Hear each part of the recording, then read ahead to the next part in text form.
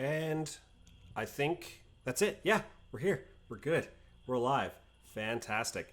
Once again, it's been another month, but you don't want to hear me talk about it's been a month or it's been this, it's been that. We're here to roll dice and play Dungeons and Dragons and kill ogres and slay pirates and all the other fun stuff. So to quickly go ahead and dive right in, to recap essentially, following the skirmish between skeletons and an ensemble of whitemane pirates, the crew of the Mistress decided to apprehend the pirate Captain Tamcia in hopes of claiming her bounty in Lanyru. The crew then turned their attention to the shrine that had earlier summoned the aforementioned skeletons. After a lengthy investigation and poison traps, the shrine puzzle was solved, netting the crew some useful items along with another 2 geometric keys, bringing their total to, I believe, 6. On their way back to base camp, Nyx noticed troublesome smoke billowing from the direction of the Bullywug Village. The crew hustled to camp, delivering Captain Tamcia to their current captain, Captain Thrunn, to hold on the Drunken Mistress, before doubling back to find the Bullywug Village engulfed in flame and under siege by the very same pirates, the whitemanes. Quick to action, the crew made short work of the pirates and the first mate leading the first mate who was leading that group. Interrogating him, they learned that there were in fact 9 keys. The final piece of obviously 6 with the group, 1 currently with the Bullywug Lord Shrews, and this final piece, as they mentioned, or sorry, you guys had 7 pieces, excuse me. This final piece being with the pirates elsewhere. With this information in hand, and the remaining Bullywug warriors working to put out the flames, what will you do? What are you doing currently? And as I mentioned, Bullywug warriors are currently, those who are remaining, are working to put out the flames, the splashing water, which, due to their proximity of the swamp, pretty close by. What is your group currently doing?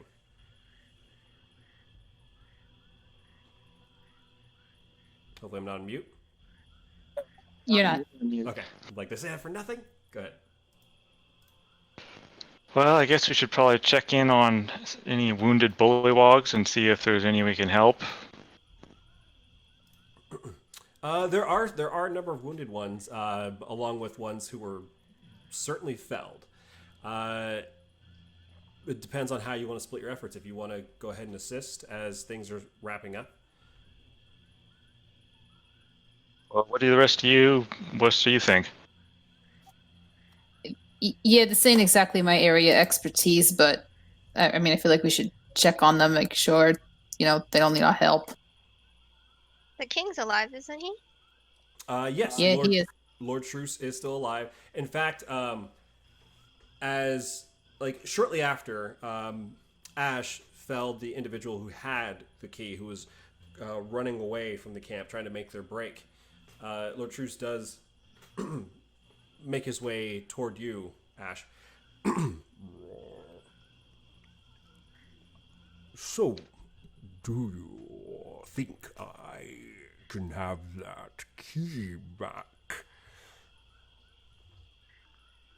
Well, I guess it does belong to you, but maybe we can trade help and something else for the key, since we do need it. A trade. I mean, we kind of did you a solid, right? You could show your appreciation, my lord. Deal with fire first, then we'll speak on trades. I'll go help start putting out the fires then. Okay. I'd say those who want to help out with fires, give me an athletics check. Those who want to help out with tending to wounded, give me a medicine check.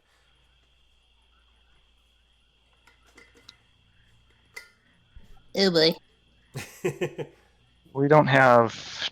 No, I guess I can see if this works. Yeah, There's a I'm brute check gonna help with the option. fire. Well, let's see. Yeah. I mean, unless you're a dedicated healer and you want to dedicate just using points to that or spell slots to that, perfectly fine. I have lay on hand, so if there's anybody that needs to be stabilized, I can go around and stabilize a bunch of people fairly easily. But let's see. I mean, one's fine with me. I wonder which one would be more useful. I'd rather the bullywugs didn't die, but it sounds like the king wants the fires out. Subjects be damned. So Subjects be damned. there, I'll just put out the fires. Okay. In that case, yeah, athletics check. So I see. Yeah. So everyone's and I'll kind of combine this using it as an average. I mean, not looking great so far, but Not looking great. let's see if Ash can bring it up toward the end. Well, I already rolled. Oh, did you? I don't think I see it. I don't see it either. I don't It see it, marks. nope. Oh, it's marked as 2 GM. Oh, in that case, 19. Okay, so I'd say with your combined effort, and it's not so much thing where you can fail here, it's just to kind of see how much time it would take to dedicate. The rest of you are kind of struggling. The Nyx, you're doing the best you can. Eerie, you're just a mess. Like you grab a bucket and you're treading waters. Like the water's like for anybody else, it's like running up their knees, but of course for someone of your height, it's like up in your chest, and you're grabbing up the water. And by the time you run up back onto the deck on the planks, and you're running up, and you finally throw the bucket, it's just droplets as you realize, like, oh, I failed to even bring water all the way over here. But Ash kind of helps out a lot with a lot of that with that 19 roll to kind of bring that average up quite a bit. To assist where any of you guys are struggling, bringing buckets across and actually dousing fire, Ash turns her attention to assist a bit. But I'd say with that, over the course of the next 30 minutes, you're able to douse the flames. Fortunately, most of the homes, even if some are made of some thatched and made of hay and straw and dried things. Well, not necessarily dry. The humidity of the swamp kind of helps keep that from burning up quickly, and you guys are able to make that subside. Afterwards, of course, Lord Truce does essentially end up welcoming you to join him in the main hut, which is for the most part essentially together. And of course, he's joined there by Hari, the other bullywug actually technically the only other bullywug outside of Lord Truce who actually does speak common.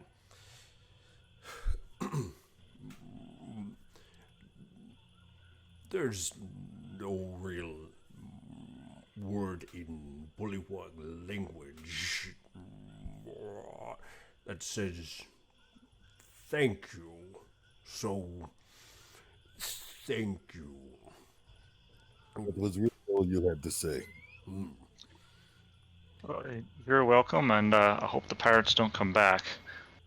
I heard their ship is on the other side of the island. If you guys get any information on where the pirates or their ship are, let us know, and we can go take care of them.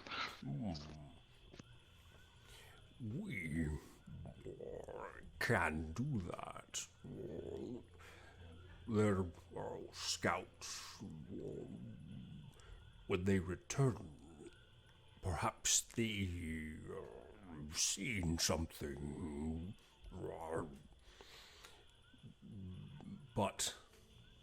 And he reaches for not, I guess it's not really a necklace anymore because it's been torn, but he reaches for a pouch where he had stuffed the key for the time being, and he hands it over toward you, Ash. A sign gratitude for you. He's handing it to me? He is, yes. All right, I'll take it and say thank you. If you see any pirates, do be sure to return the favor. We will. And thank you. Okay, so the question is, what do you want to do? I mean, obviously, you guys, you can stay at the camp. Or, no, we'll not stay at the camp, but obviously you're at the Bullywug Village, and you guys, yeah, that's right, you're on the map. Obviously, the Bullywug Village. You can stay here, rest for a bit. You can make your way back to camp for the time being, or I mean, you can essentially go anywhere you want. Right now, you have 7 of you now know, or sorry, technically 8 now, because that last one would be 8. So you have 8 of these 9 keys. The last one being with the pirates somewhere. How's everybody doing? Anybody take a couple of licks while we were doing this fight? I don't have any spell slots left, but I'm otherwise in pretty good shape. How about the rest of you? It might be beneficial if we all take a rest. Yeah, I think that's fair. And here's a thought: if we need to get the last key, should we like drop off the keys we have somewhere safe? I heard some stories. Some wandering bards. Generally, maybe we shouldn't be bringing all the keys to one place so they can just take it from us, just in case. Well, I think that... Nah, I want to keep them. And if the pirates attack the ship, I'd hate for them to run off with all the keys. So it seems like it might be better to either keep them all with us, because honestly, if we get wiped out, then whatever happens to the keys is not a concern anymore, or put some of them on the ship or split them so they have to take 2 camps. But I really don't want the pirates to attack the ship, because the pirates are used to that sort of thing. Even though the people on the ship are armed, I don't really want to have them, risk getting attacked, the keys taken. Not to mention giving them the keys makes them a target. All right. Yeah, like I said, I don't want to. I want to keep them. All right, so we got those. I don't really have anything that recharges on a short rest, but if you guys feel a need to take a short rest, that's perfectly fine. Do you guys want to go look for pirates, or we can also let the Bullywug scout for the pirates, and we can go scout the tower to get an idea of what we're looking at, or we can go and explore the rest of the map, because there's that whole quadrant above the tree in the northwest that we've never explored, that forest or anything up there. That's not where they're Isn't that where they said they're docked? I don't recall where the pirates are docked. Did the guy we fed to the snake tell us? He didn't so much tell you. He just said they're docked somewhere on the island. But he didn't say like an exacting position. That's what I thought. So we don't exactly know where the pirates are, and there's more bullywugs. They know the area better, so might be maybe we should leave some of the scouting to them. The other thing we can do is we can go back to the ship, and we can just circumnavigate the whole island peninsula, and we'll find the pirates eventually. We just sail around this island. Or we can try and get it out of Tamcia. Where the thing's captured? That's possible too, yeah. If we did that, we could go back to... I guess we had to go back to the ship because she's on the ship at this point. Yeah, maybe we could... We haven't had a real long rest in a while. Maybe we can bring my snake back. He's a very good interrogator. Yeah. And at this time, the snake is technically still here. Not technically, the snake is physically still there. Yes. You guys should have like a rodeo party, and all the gnomes can ride the snake. I'm pretty sure there's a fighter subclass for mounted combat, isn't there? There is a fighter subclass for mounted combat. Yes. All right. So, do you guys want to rest here, or rest back at camp, or just go back to camp? What's the consensus? I'm okay going back to the ship, but not sure Ron Grimm is like super hard up. Yeah, my vote's to go back to the ship, rest, ask the Bullywugs to maybe scout, and see if also we can get the information out of Tamcia. That was actually my way of thinking. Okay, and then make for their ship. And sorry, just to because I think I missed something there for a sec. So you said going. Your vote was to go back to camp, to rest and then go to the ship, or go to the? Go back to the ship, rest up, and while we're there, interrogate Tamcia. Got it. Okay. Yeah. And technically, you guys always have that boat with you. So you I, guys. I like new. Yes. Yes. So you can essentially leave from anywhere, or where nearby water, and technically you can, and you know like where you are right now. There's quite a bit of water, and you know there's a few rivers that kind of track out back to the ocean. I think we got a canoe with us too, so we can just jump on the canoe and paddle out there, right? You certainly can. Oh, sorry if I missed that. Yeah. All right. So is that the plan for now? Yeah, and to ask if the Bullywugs, if they have any scouting party to let us, if they can figure out maybe where this pirate ship is too. So Lord Truce mentioned that he already had a scouting party that was out there. Essentially, like not a scouting party, like a hunting party that was already out when they came to attack. So he's saying like when they return, he can ask if they found anything. Can we ask him if he knows when they're supposed to come back? And he looks out toward the horizon, where the sun, I'd say, because you guys, let's see, in the morning went to the Galdine Cave, came back. Usually dusk. Which is about roughly 2 hours from now. Dusk is about 2. Yeah, so dusk is about 2 hours from where you guys are, time wise. Why don't we take a short rest here, let them come back, then head back to the boat, and then maybe we don't even have to torture that pirate bitch.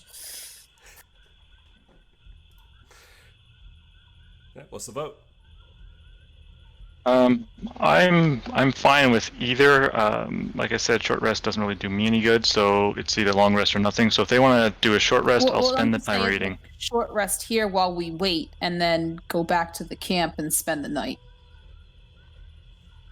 I'm just saying, like, just wait here until that scouting or hunting party comes back. Okay, See if we they've can do seen that. anything. Okay. So if that's what you guys wish to do, so obviously you guys can go ahead and take a short rest. If anything recharges for short rest, go ahead and take care of that. You guys can also spend up any hit dice if you feel the need to. And now, obviously, I know you're taking a short rest, which eats up an hour, but it's probably close to 90-ish. It feels like 90-ish minutes or so when the hunting party does come back, and when they do actually come into the proximity of the actual village itself, there's a hustle. Like they see like the smoke, and they come in. I mean, obviously, most of the smoke is gone, or the fires are gone and everything. But there's obviously still that kind of like that smoke that kind of lingers on the air. And they begin like speaking back and forth in the Bullywug tongue, trying to like converse and where's everyone else and things like that, until eventually this this broad-bodied Bullywug, about Rongrim's height, but like kind of like a wider, like a bulkier form, or stocky form, goes to actual Lord Truce himself, and they begin conversing back and forth, and until eventually Lord Truce looks over toward your group and he waves one of you over, or well, not one of you, but like just kind of like waves like in general for you to come over. Yeah, well, I'll pack up. I want to spend a short rest like reading up on that folio, so maybe afterwards you can tell me how much time I spend on that. But yeah, I'll go over and talk to him. Okay, I'd say you can add an hour to it if you were doing that during the short rest. If I eschew the short rest, can I get more time, or is that the short rest is it done during the short rest? Well, the thing is, like, were you actually taking a short rest? You said if you're skipping the short rest, that's what I'm saying. It would have been an hour because it wasn't like a full 2 hours. Okay, yeah. So I get if I skip the short rest, I get an hour on the book. Yeah. Gotcha. Okay. And when you, for those who do arrive, Kara, says there are more smokestacks in these directions. And he kind of points out, let's see, from where you guys are in the camp. Just looking at location. Okay. You should be able to see this. A camp. Let me make sure it doesn't snap. There we go. Camp. Direction. Smoke. That direction. And here. Two are new. So 3 camps, 2 are new. Is that what I heard correctly? Yes. Do we have a map? Can we mark them on the map or on this map? In fact, yeah. If you go and you pull out your map, the one you refer to is like Kara, looks over and begins marking places. Let's see. Hold on. I have to make sure they don't. Oops.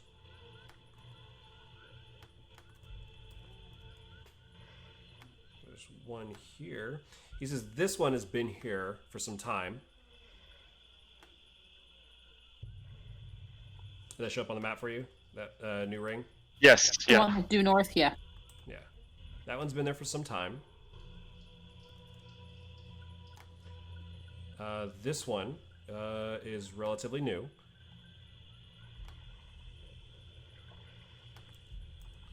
And this one is relatively new. Oh, sorry. Hasn't come up yet. There we go. That one is relatively new. Awesome. All right. I'll thank him for the information, and then I guess Oh, sorry. Good. go ahead. No, go ahead. Multiple smoke to north. Multiple smoke that way, And northwest. single smoke west. So multiple smoke, like lots of smoke coming from the north, lots of smoke coming, decent amount of smoke coming from the northwest, single column of smoke to the west. Did you all get close enough to see who's at these places, or you just saw the smoke? Just saw smoke. Isolate is what we do. Got it.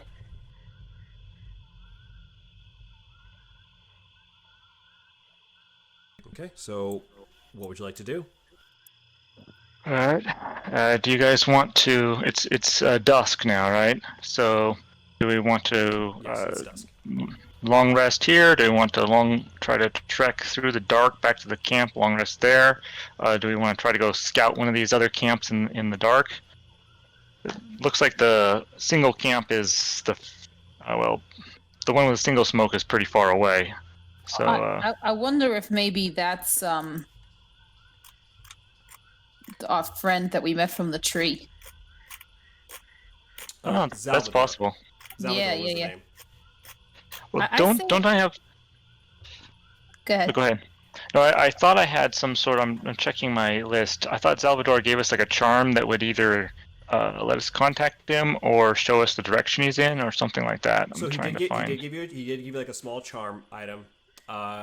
He said, "Think about me, and you'll find me." You said what? Think about me and you'll find me. All right. Can we use the charm? Hold the charm and concentrate. Think about him and see if. Okay, yeah. You play. Is it gonna be you, Ash? I think he gave it to me, right? Unless somebody else wants to do it. Well, it can be Unless- anybody. I just want to know. Unless Rongram wants to do it, I'll do it. Drunken knows the most about spells, I think. We'll tell you it doesn't do magic. Rongrim, you with us? Yeah, I'm here. Yeah.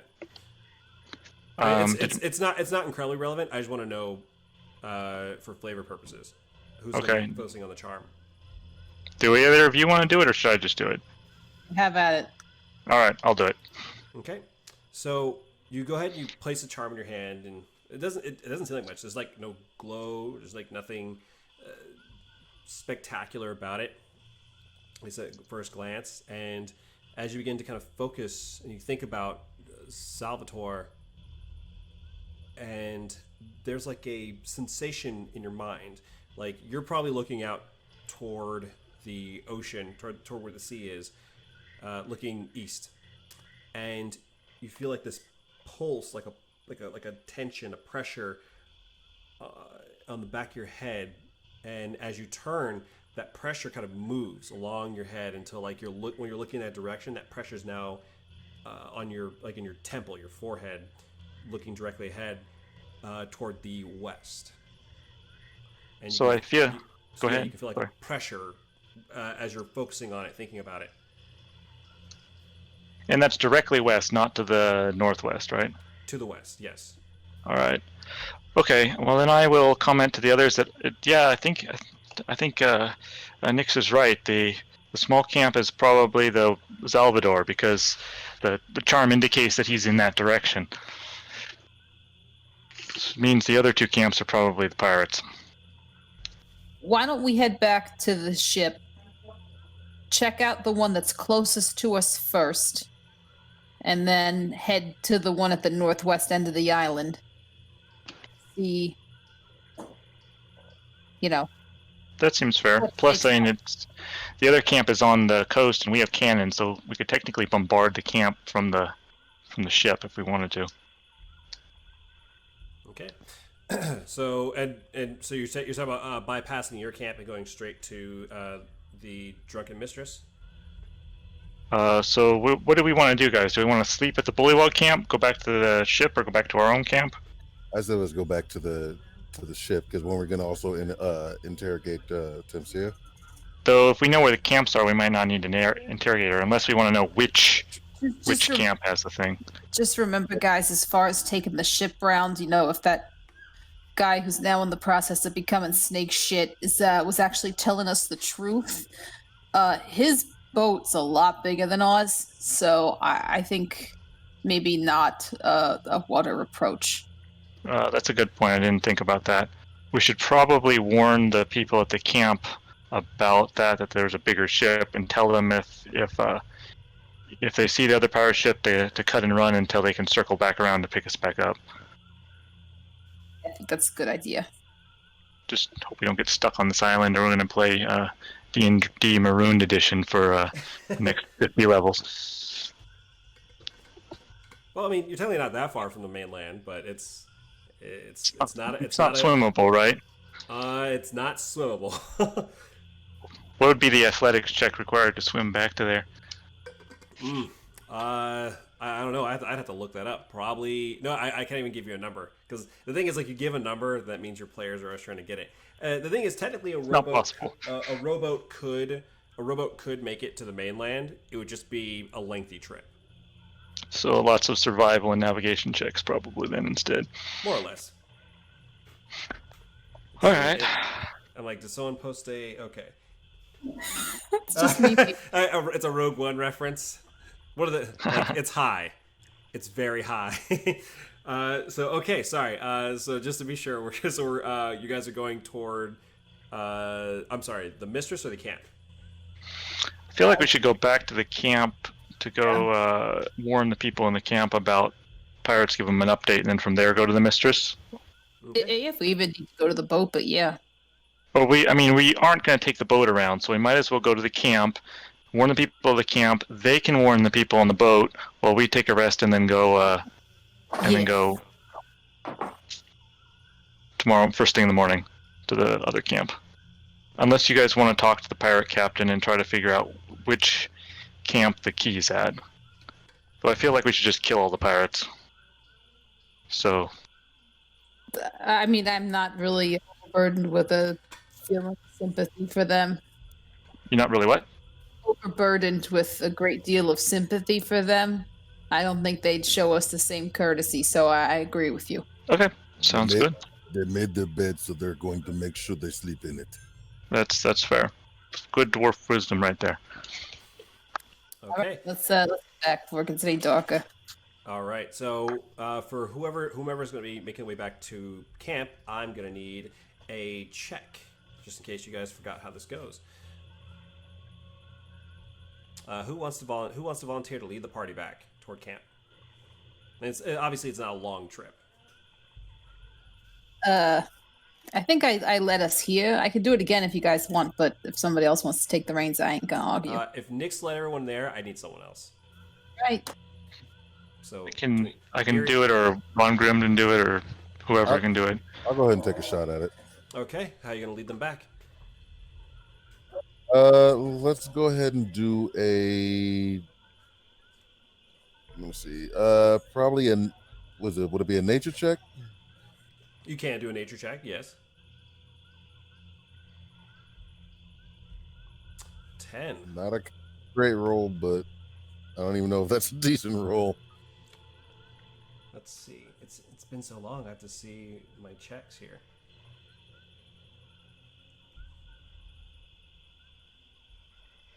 Okay. So, Ron Grimm, you're essentially taking the lead. Oh, well, not essentially. You are. You are taking the lead here, and I'd say about halfway through your trip, it's getting a bit dark.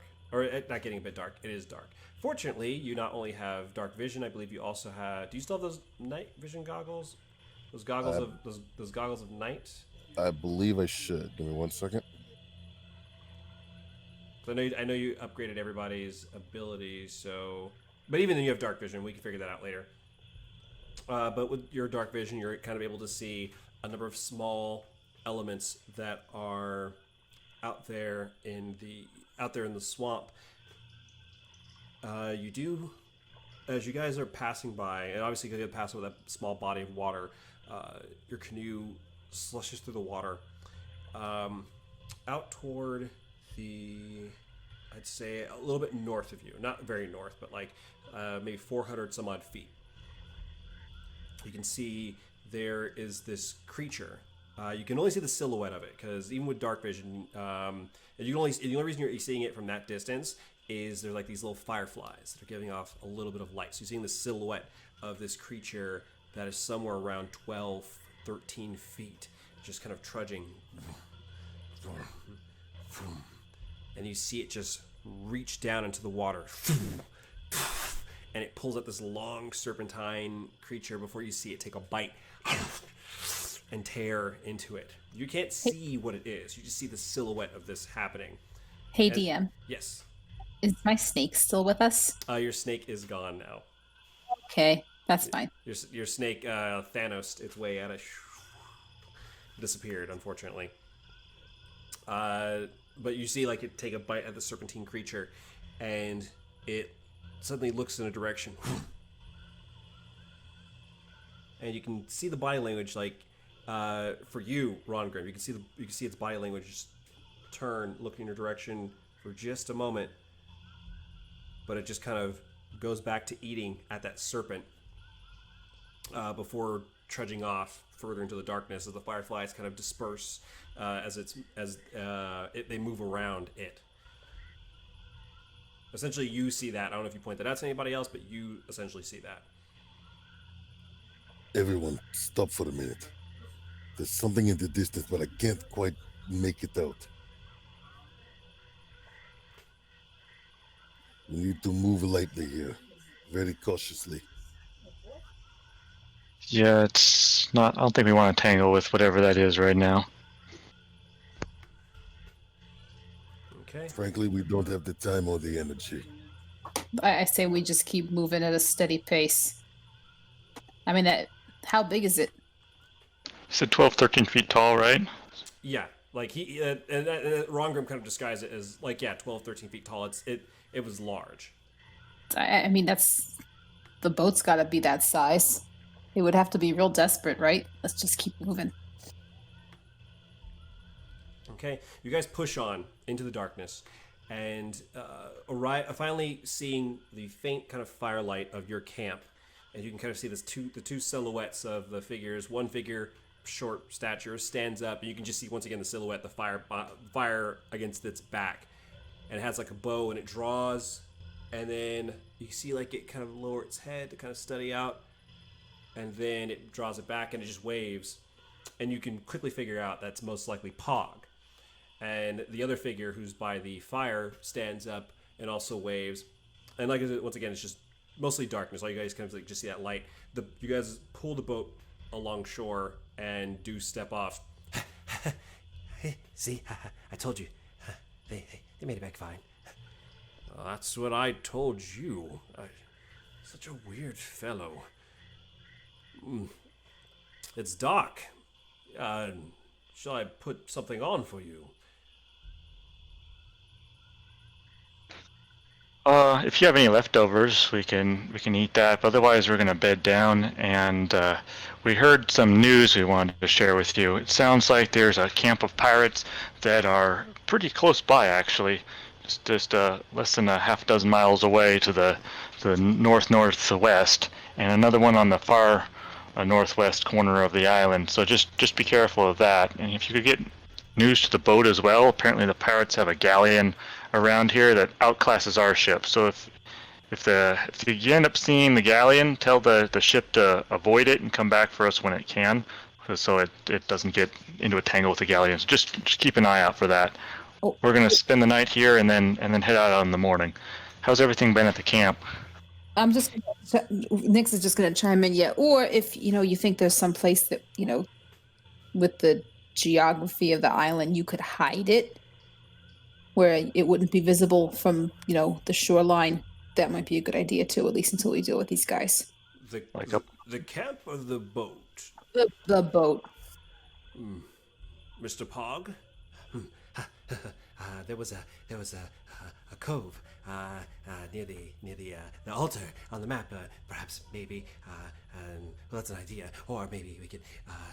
There's the river that cuts through the south. The river would be good. There's pirates up further north on that river. But yeah, if we could hide the boat there in the river, and if we could camouflage the camp from the ocean side in particular, so if the pirates sail around, they don't see the camp. I'd hate for the camp to get raided.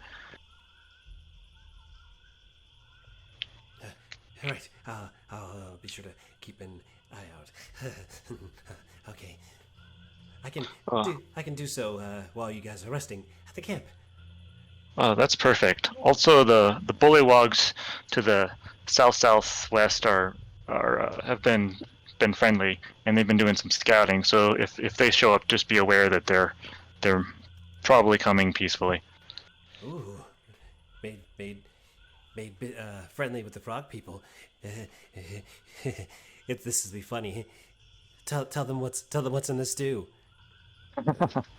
Hey guys, hate to interrupt, but apparently I think I heard something. I think the boat rocked or something. We might have some visitors. Maybe we should just check the boat real quick to make sure we didn't bring anyone unexpected. And Erie's saying that, you get like looking toward the boat, which is pulled up on shore. Hear it rock again, like. And there's not like waves where you guys, especially where you are, not like powerful waves up on the shore here, but it just like kind of just rocks like lifts up and slaps back down. And it doesn't look like it's due to the water or anything, huh? It is not.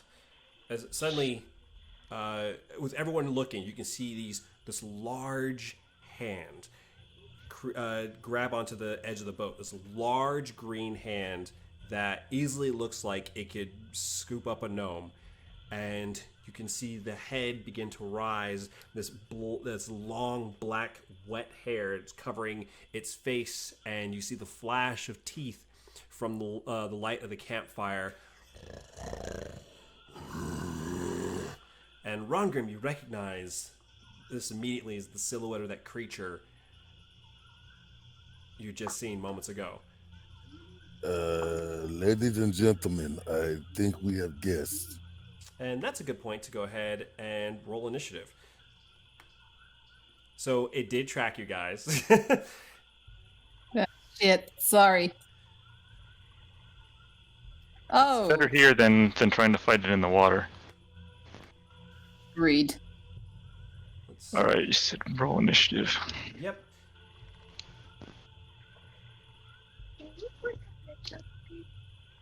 Yeah, I can click on mine.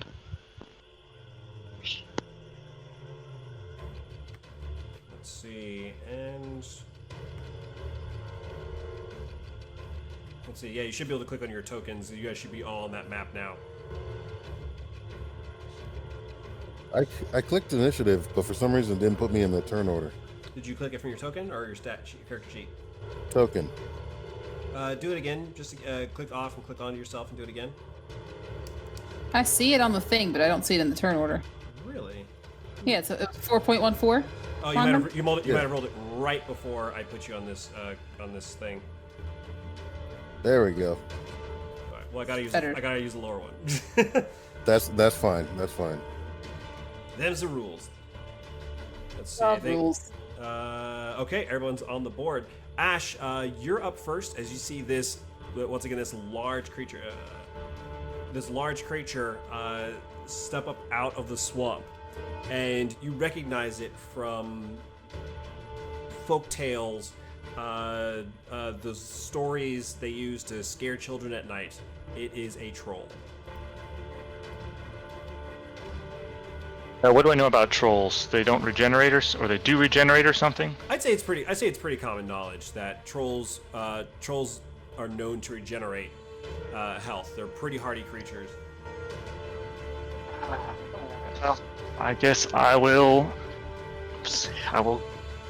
And there's no reasoning with trolls. I'm assuming they're not friendly. You know generally they are not friendly creatures. That's why they're often thought of as boogeymen. All right, I guess. Before I go and commit some sort of a faux pas and hit a friendly troll that just wants to, get some warmth. Everybody okay with hitting this thing? We're rolling initiative, right? Yeah, I think we need to kill that. Oh, I have no okay, problem all right. taking it out. Okay, I just know I screwed up another campaign once by assuming things that weren't true. Okay. All right, I will move up to the troll. If I stand here... And I'd probably say it'd be double movement to kind of climb over onto the boat. Am I standing on steady ground, or should I move a little bit further? Well, the boat's on dry land. Like, it's mostly... So yeah, it's fairly steady. So I'm not going to get some sort of disadvantage to my footing or something if I stand here? No. Okay. All right, and there's there enough room here for Eerie to get... stand next to me. I guess she can throw her dagger too. I just want to make sure she has room for a sneak attack. Otherwise, I'll move a little bit further up the coast. Ash thinks we all look alike, Eerie. Yeah, that's your Nyx then. Yeah, the other little one. Okay. All right, fine. I'll just hit it then. Okay, yeah, go for it. And Eerie, you're on deck. Natural one. You go ahead and you prep for this big swing as you run up, jump onto the actual canoe itself, and as that sword comes up, it just grabs it with these long grasping fingernails that easily wrap around the sword. Anything else for your turn?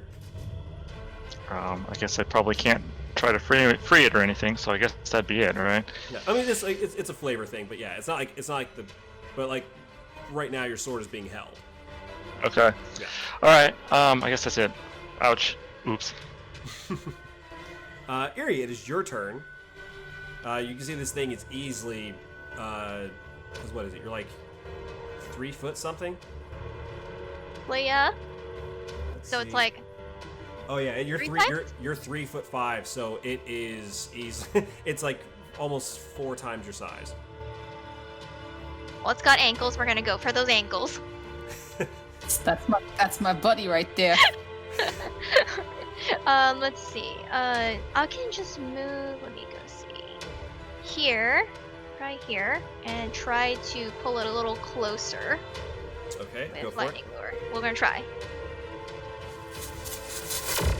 All right, and it's got to make a strength save for that. Apparently, I don't know if that might have been a mistake, but we'll see.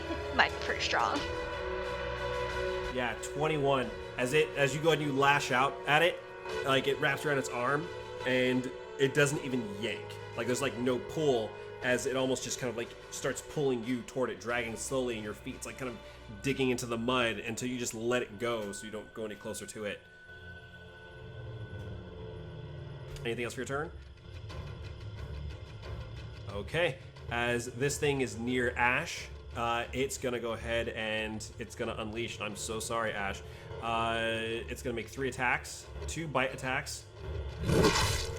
26 to hit Yeah, unfortunately. for 8 piercing damage. So I take, and it's non-magical, right? It's So- not magical, so you can reduce the So I- damage. So that gives me 5. Yes. All right. So yeah, you get -3 from all these attacks, and it's gonna make 2 claw attacks at you. A natural 1. As it tries to grab at you, you bring up your great sword and you slash at it. That's the first one, and here comes the third one. With an 11 to hit, as it just reaches out for you. And, 17. yeah. So as it reaches out for you to claw at you, you instinctively kind of fall back into the boat. So it just swipes at the air. Whew, well, I guess both of us fail our attacks that time. And so it's just gonna move right up here. Actually, yeah, it's just gonna move a little closer into the camp. Nyx, it is your turn. There's a That big, makes there's a big a ugly little monster. easier. All right. So I'm gonna move up.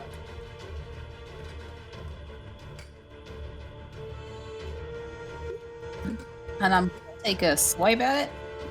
You certainly can. Go for it.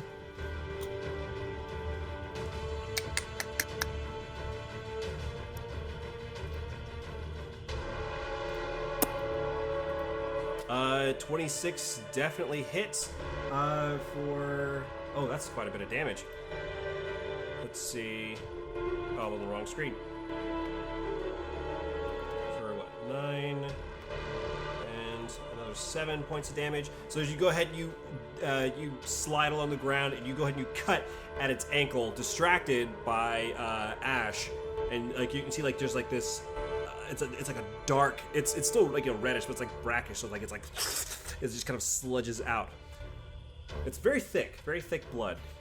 Anything else for your turn?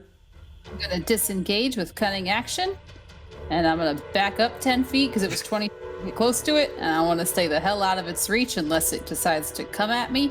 Make it have to work, and I think that will be it for me. EOT. Okay, Rongrim, it is your turn. This thing is big. It's ugly. It looks kind of scary.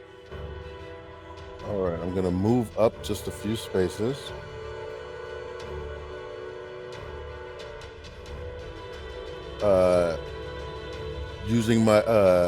Using my free action, gonna twist the ring on my finger, quarter turn to the right, 2 quarter turns to the left, and then 3 quarter turns back to the right. Activate my bolt shot, whatever it's called.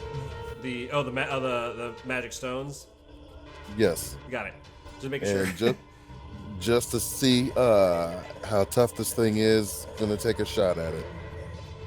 And do it with the hand crossbow or the Hand crossbow, yes, hand Got it. crossbow. Sorry, should have meant to make that. No worries, just making sure.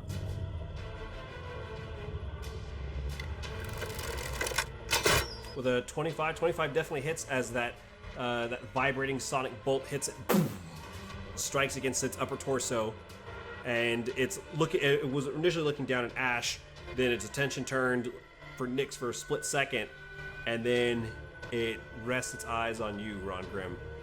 Nice looking meaty target. Fun times. I'm gonna finish my move action and just move a couple spaces to the right. And EOT. Okay. Ash, I believe it is your turn.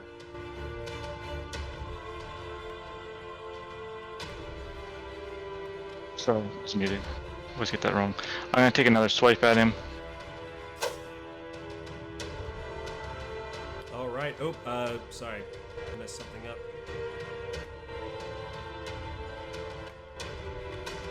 There we go. Just out of curiosity, do our friends, there are friends in the camp with the longbow, do they? You know what? You're after Yeah. that, and that's one of the things I messed up. So that's what I was trying to. All right, he's in the initiative. So that first round, he was like, huh, huh, huh, huh. The guy who's always very talky and creepy is, for once, quiet. But he actually starts putting arrows into or starts knocking an arrow. But yeah, so you made your attack. Sorry, that was 23 for 13 points of damage. Absolutely cuts into him. As he's looking at Rongrim, you bring your greatsword up into its lower torso, and you slice at it, and like you see that blood, that dark brackish blood, like begins spilling out. Anything else for your turn? Okay, Eerie, it is your turn. What do you got for me?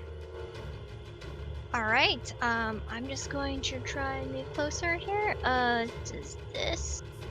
Let's see. I think that would be okay. Is that within reach? He's kind of big. He is within reach. He's a pretty big, Okay. pretty big target. Okay. Ankle inside. Cool. Let's go see. Let's see. I'm just going to just take a whack at him. Okay, go for it. 17 definitely hits for 6 slashing damage as you go ahead and you cut right into its oh my god, not calf, but like, yeah, right into like its shin. I'm thinking like I have BT here, like, hey, give me some anatomy for the leg, but you cut right into its shin, and it's like its focus is like going everywhere. But right now, I think Ash did the most damage recently, so Ash, you are the main target for me. Its my main job. focus is on you. Right then, so I think I'm good there. Okay.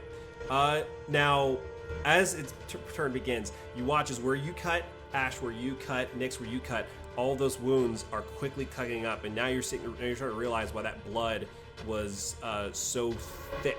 It's like semi-coagulated already, as it's already beginning to heal itself, and you can visibly see it. Oh, damn. As it's going to go ahead and make 3 attacks.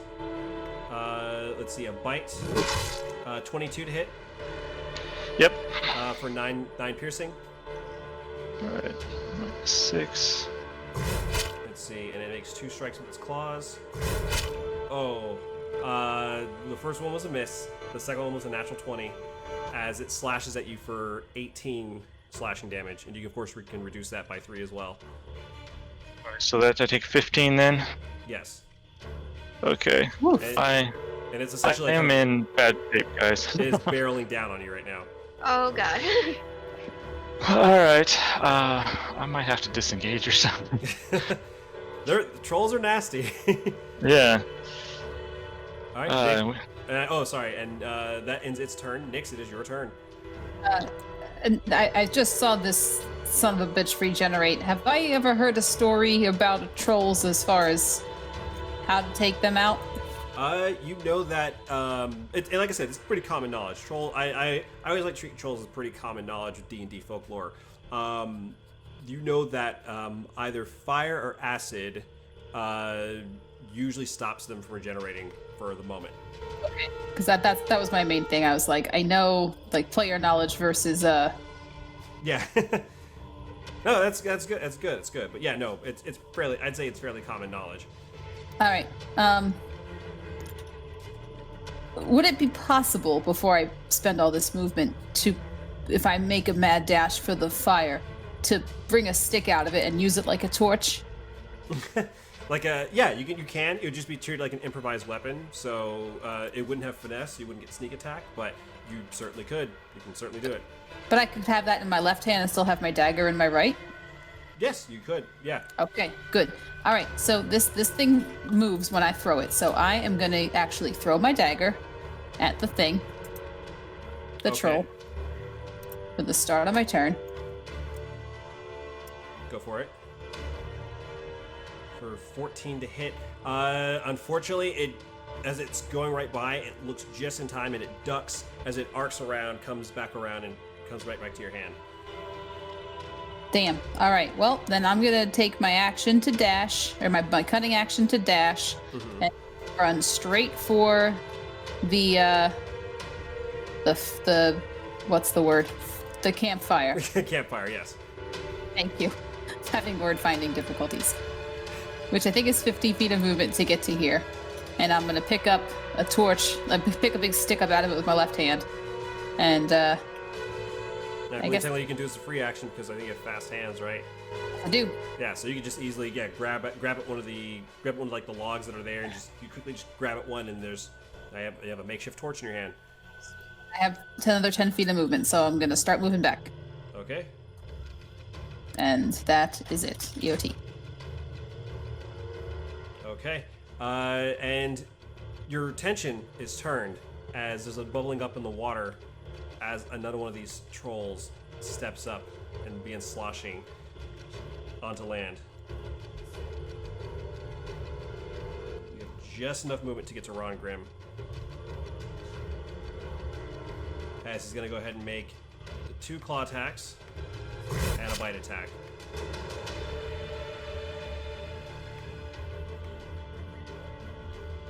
Let's see. What's your AC, Ron Grimm? 14. Okay. So the first claw comes down, you dodge, you fall back just in time as it splashes into the water, rakes across the earth as the second claw comes down, rakes across your armor, scars you up a bit for 10 slashing damage, and as it's holding you there for that moment, it reaches down and bites at you for another 10 piercing damage. So 10 damage? That's correct. Oh no, 20 damage altogether. 10 for the first one, 10 for the second one. Pog getting his things together. Right. Is gonna go ahead and take 2 shots.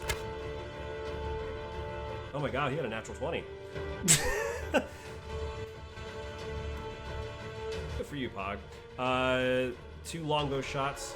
Is it too much to hope he lit the arrows on fire before he did that? He's not near the fire, unfortunately. He's up on a little rise here. Well, one would hope, but he doesn't seem to be that together, unfortunately. He's off. But yeah, it takes 2 arrows fires. First one hits right into the side of the head. Troll reaches up, grabs at it. The second arrow just misses. Rongrim, it is your turn. As this thing is standing right over you. Okay. Let me see. You know what? No. I'm gonna go ahead and use up a spell slot and use my Thunder Wave, because that should, I think, at least try to push him off me. It certainly can.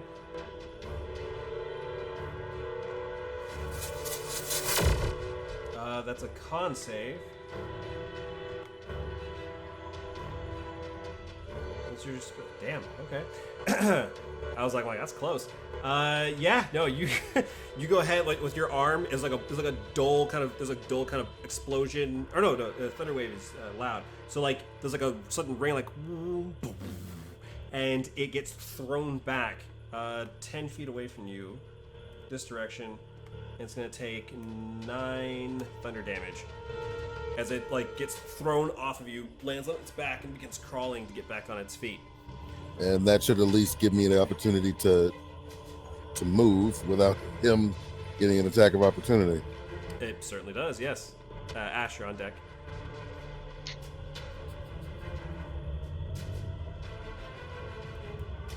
I think she's considering. And that's gonna be the end of my turn. Okay. Ash, it is your turn. Eerie, you're on deck. Okay, so issues is I can either go try to hit the down guy, or I can hit the guy here that's at half, or I can just run and try to grab a bow from somewhere in the camp. Since I think we have weapons stashed somewhere, do we? You have a few weapons around camp. Because if I take another hit, I'm out. So, any thoughts, you guys? Well, remember, you only have 6 seconds to speak, so... That's true. Alright, I guess I'm gonna have to take a disengage and go look for a ranged weapon. Okay. How far can I move? I can move 30 feet. Is there where's the nearest ranged weapon? Let's see, because I'm trying to remember if you got any ranged weapons. I know we had hand crossbows, but we gave them all. I don't have it with me. We gave them all back to the. Yeah, the hand crossbows were given to people, I think, on the ship. Yeah. And I don't think there was any bows that were picked up.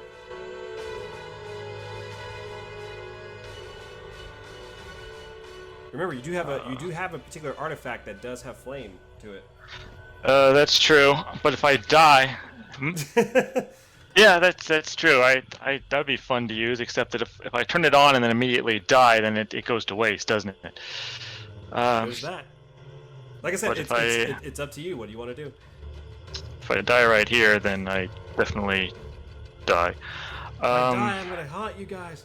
Okay. Well, I guess if there's any time that's good to use a flame thing, I was hoping to save it to when I got my second attack, but when's the troll come up in the turn? I guess we have 2 attacks. All right, fine. I'll just use the flame thing and attack this guy with it. Okay. No guts, no glory. You go ahead and you grab the wormling amulet, which is essentially looks like this. Oh my god, what's the term? Like a taxidermied dragon's claw, and like the way it is, like the actual kind of like the part of like the leg almost is like almost like a hilt, and you see like the 3 claws are kind of coming up like this, and as you concentrate on it for that split moment, there's like this spark, and from where the claws are, this flaming blade erupts. Awesome. So when you make an attack with it, essentially you just make an attack with it, but you're gonna be rolling 3d6 instead of your normal damage. So 3d6 fire damage whenever you hit it, and that's your bonus action to activate that. Okay. So then I just have to roll a hit.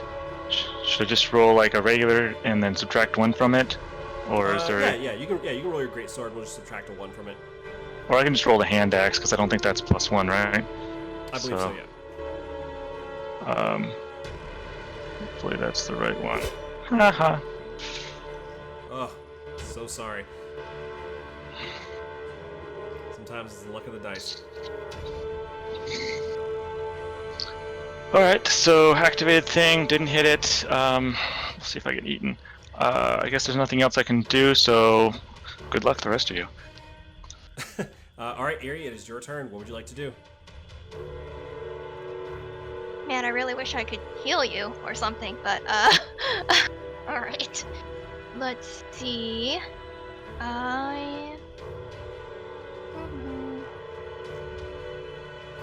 Weird. My actions aren't showing up here. What are you looking Let me for? refresh. No, just like when I click nothing's happened. It's not responsive. Let me just refresh really quick. Okay. And of course, Nyx, you're coming up really soon too.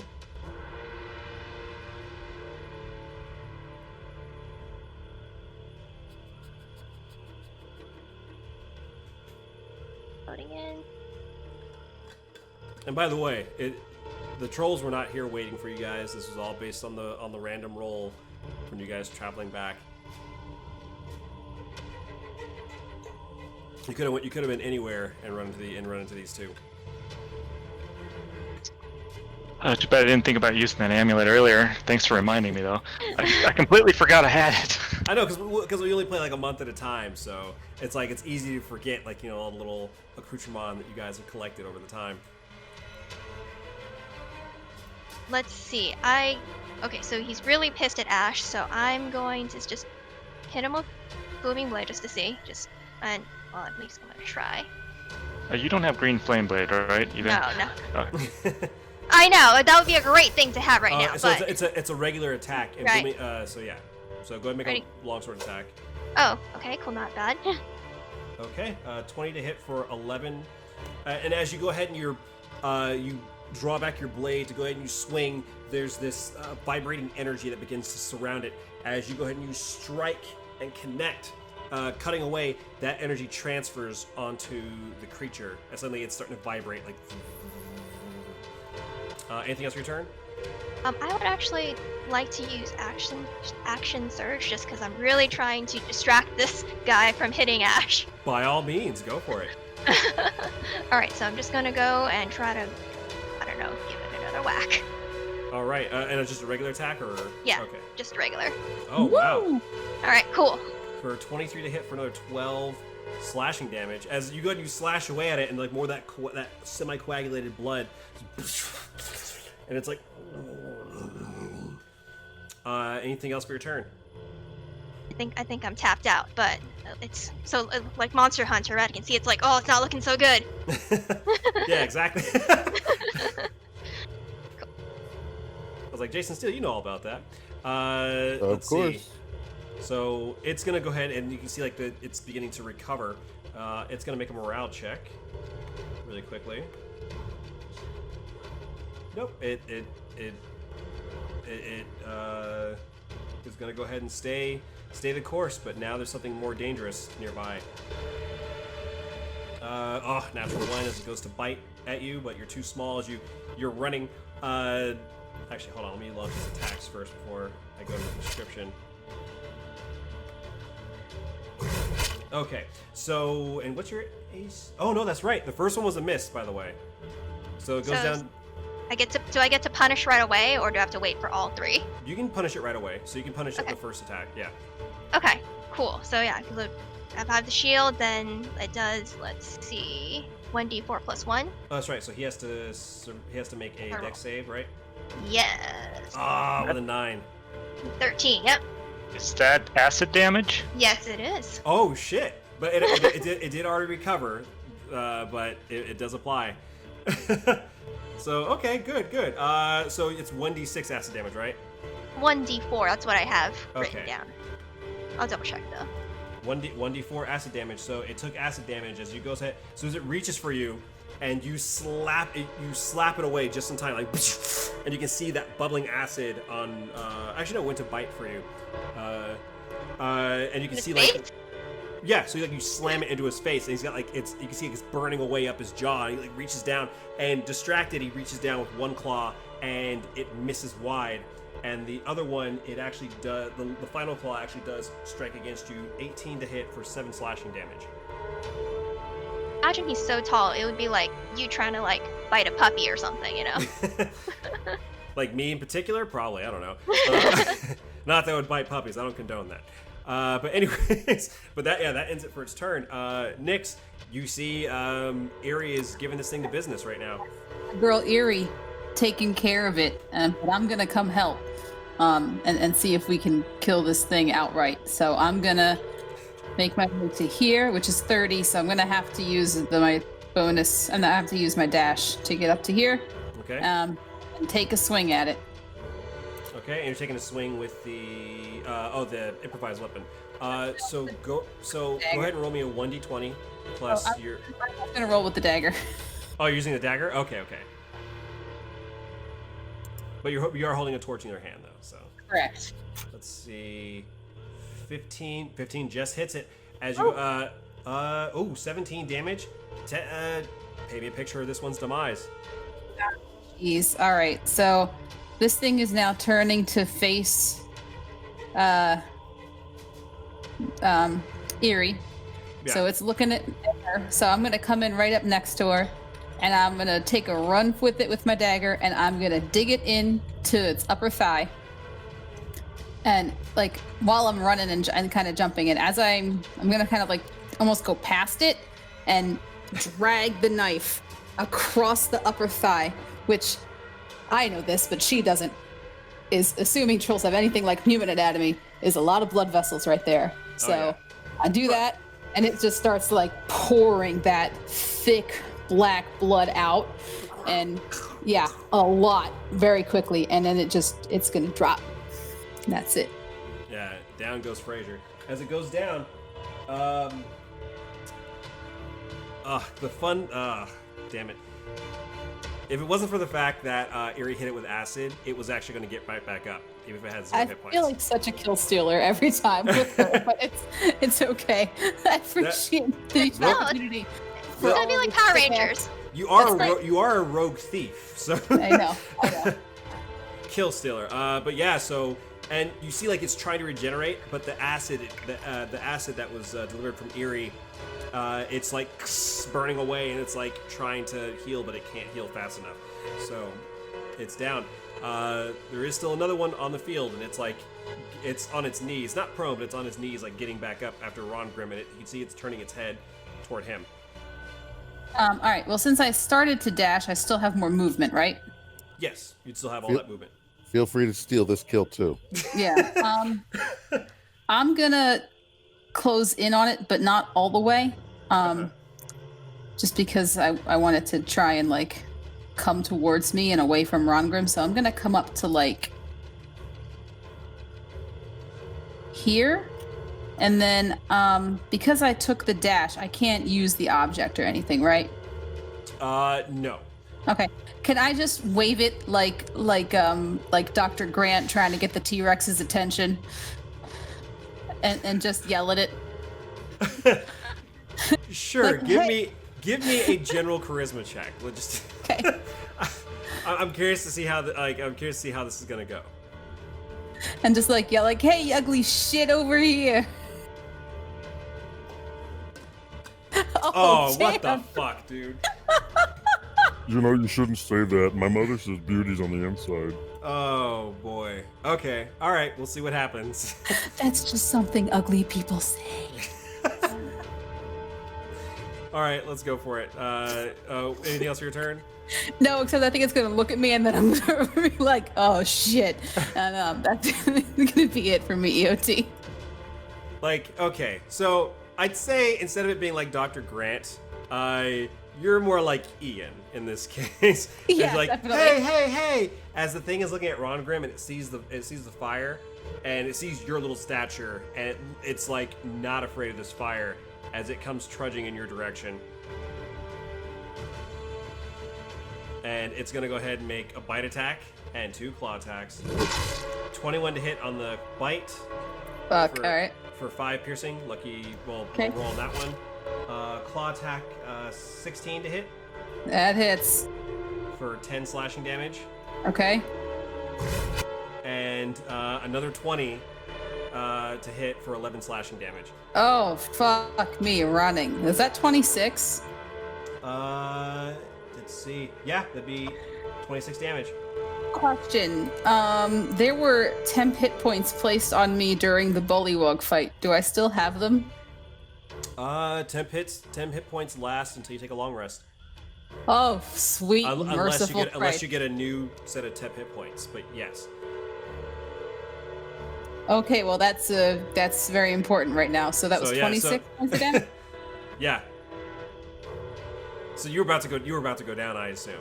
It was the difference between whether or not I survived that attack or not. Yeah, and you watch as like Nyx draws his attention, and it just unleashes on her as it's clawing at her, biting at her, and like for flavor, it like kind of has you in the air for the moment. Pog is gonna go ahead and loose 2 arrows in its direction. Natural 1. Second one's 18 to hit for minus 10. But I just realized because it would have had. Yeah, because it would have healed as well.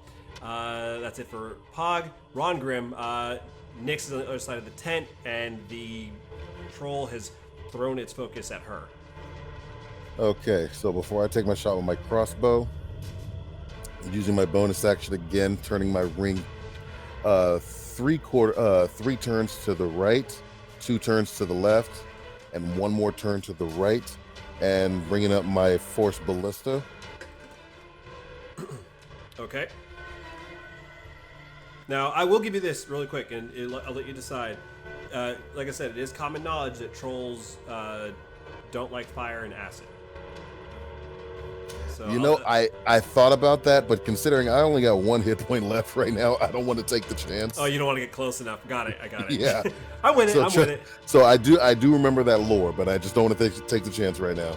You're like Lore Schmore, I need to live. And at least if I can maybe push him off of her for a second, then. So I got you. I'm with you. Okay. Use my force ballista first. Let's AC, which is just a miss. It like just hits at its feet, and it looks up. It's like all of a sudden, all this dust and dirt, all this mud and water like splash up as it's biting into Nyx. Like glances over in your direction, and then just goes back to eating Nyx. And using my hand crossbow. Okay.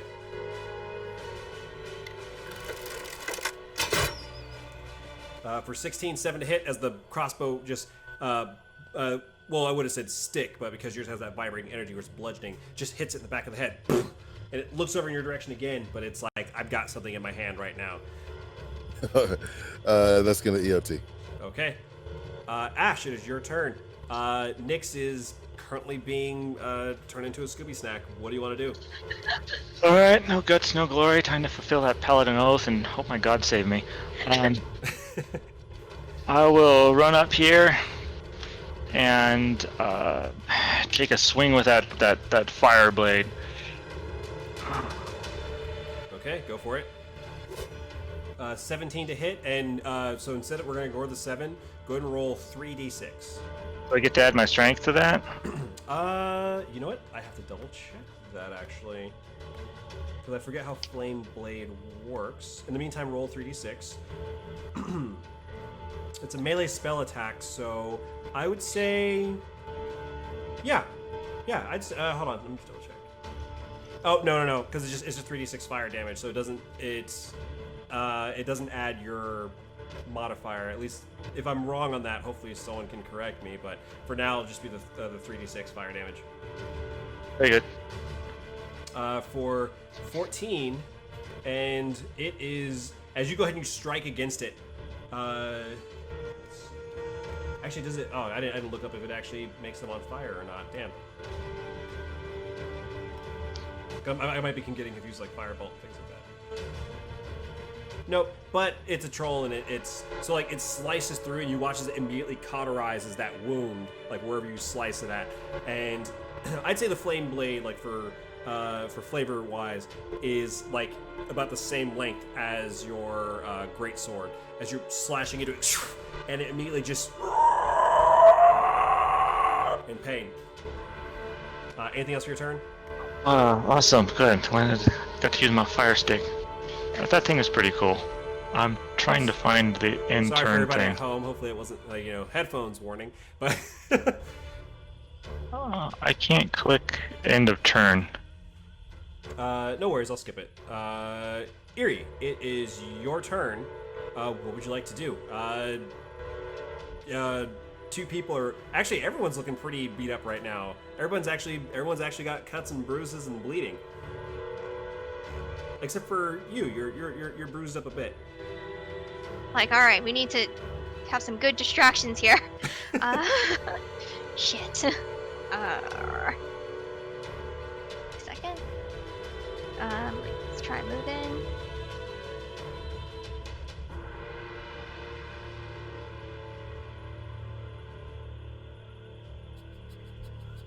I'm gonna try and move over here, and let's see.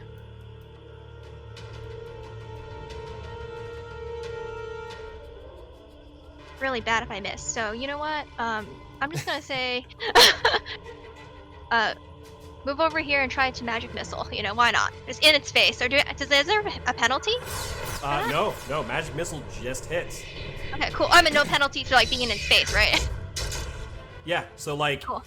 So we never really talked about how your magic missile works exactly. So it's like, because it's not like you have a wand or anything. So, unless you figure out a different way, I'd say like as you go ahead, you don't close the gap just yet. You swing your sword off, and this energy comes off your sword, like bleeds off the sword, and these 3 bolts of magic energy fly right into it for 11 force damage.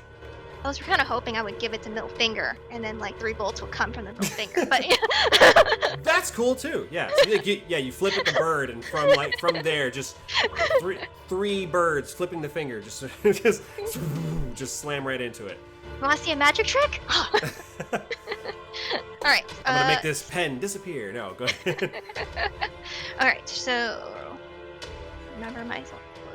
3 something d4, something like that. It already rolled, so. Oh, that rolled? Sweet. Yeah. So it took 11 points of force damage. All right. I don't think I can do anything else. I don't Okay. know. Make some angry faces Yeah. at it. Smoke if you got him. We're gonna take a long rest after this if we all survive. I'm like, oh shit, guys, I don't know. So the bolts of energy slam into it, and I say it's enough for distraction where it ends up dropping Nyx. Oh, thank God. Once again, you weren't actually grappled; it was just more of like a flavor thing. But No, anyways, was there anything else for your turn, Eerie? I think that's all I can do. Okay. Nyx, you land on the ground. There's mud. There's blood. You are hurting. What would you like to do?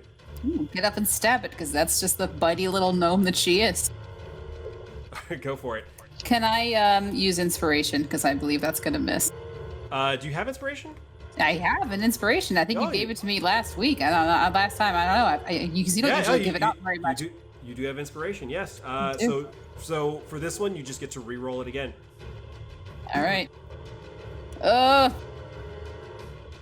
18 God. does hit, and we're gonna use the first damage for this one. But 18 does hit as you go ahead and you like stab it right in the foot. It's like you're on the ground. You just like stab it right in the foot. And it's for 10 piercing damage. Take me a second. Anything else for your turn? Bonus action, disengage and back the fuck up. I figured that was coming. And not only back the fuck up, but I'm going around the tent. Got it. Like in breaking line of sight. Fuck this. So she's gonna be over here. Yeah, and as like you're trying to run away, it just kind of like tries to like just swipe out at you, like, you know, like after you just stab it in the foot. EOT. Okay. Let's see. Coming back to this thing, it cannot currently heal. It cannot heal or regenerate itself after being sliced at with that magical flaming blade. But it will go ahead and pay a certain someone back, as it's going to go ahead and let's see. We're going to start from the bottom up. No, it's a natural one at Eerie. Yeah. Okay. I'll Alright. do that really quick. Dude, I thought these things are more dexterous than that. A 7. Go ahead and roll. Then it has two. Then it has a claw attack coming at you and a claw attack coming at Ash.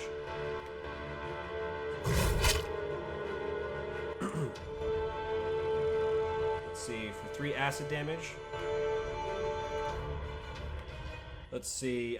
So it hits you with a 26 to hit for 9 yeah. slashing damage. Okay.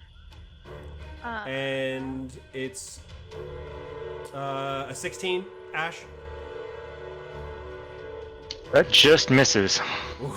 So, like, just as it's clawing down at you, you bring up your great sword, or no, you bring up the flame sword. You just kind of like wave it, and it like pulls its hand back just in time, like, you know, knowing that, you know, like Frankenstein, fire bad.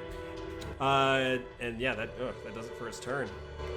Oh, remind me, was that a 9 or something? 9 slashing, yes. Okay.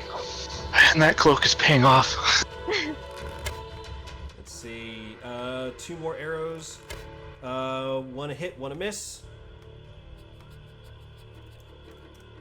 Taking 3 piercing damage. Rongrim, it is your turn. Ash, you're on deck. All right, holding my position. Gonna fire the ballista and then my crossbow. Okay, go for it. Oh, natural 1. That's good, because I was actually going to push them right through your party, just so you know. Anyways, and crossbow, go ahead. I was wondering what was going to happen with that. The light crossbow does hit. I think it was your last. I think it's your last charged one. Yes, it is. As it strikes it in the back, and it's like it falters for a moment. Like its hands actually hit the ground. It stands itself back up, and it's starting to kind of look around, and you can see like in its eyes, like, oh shit. Anything else for your turn? Nope, that's gonna be it for me. Okay, Ash, it is your turn. All right. Well, let's see if the gods keep favoring me. I'll hit it with the fire sword. 19 is a hit. Go and roll me 3d6.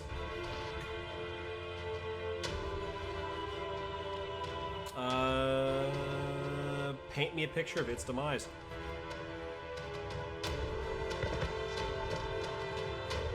Muted. Make sure that I was mute.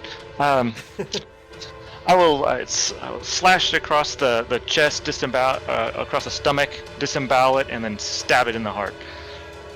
All right, and it's and your blade holds solid, so it actually still is like cutting. It's just after it cuts, there's like this immediate cauterization, and as you stab into it, and the flames just begin licking and curling around the wound as it crawls up until there's nothing but just this burnt corpse. Awesome. Which will take us out of combat. Thank God. Really Oh, at 1? God Literally damn. 1 hit point. Yeah, 4 for me. I'm also at 4. As you guys are all standing there and everyone's like, just kind of breathing heavy, Mr. Fenn kind of pokes his head back out. So, does anyone still want that frog stew? Yes, actually I do. Yes, And- please. And I think it's a good point for us to go ahead and take a break. So we'll have you guys go ahead and take a break. Go ahead and take your long rests. Pog will take. We'll have you guys decide watch during break. Who's going to be taking watch and everything else for the night? We get all our hit points back into half our hit dice. Is that right? Yes, half your spent hit dice. Yes. Well, I forgot this heal's better than the Star Wars one. And don't you Yes. have I thought you had a macro to restore all that, or was I crazy? Oh, you do. I will hit that after you guys finish the actual long rest itself.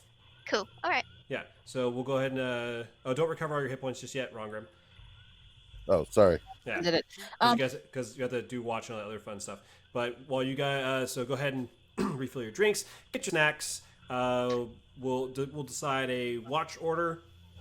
Pog will take the first watch just so we kind of take care of that. So we just need to figure out the next 3 watches. And on that, we'll go ahead and take a nice little break.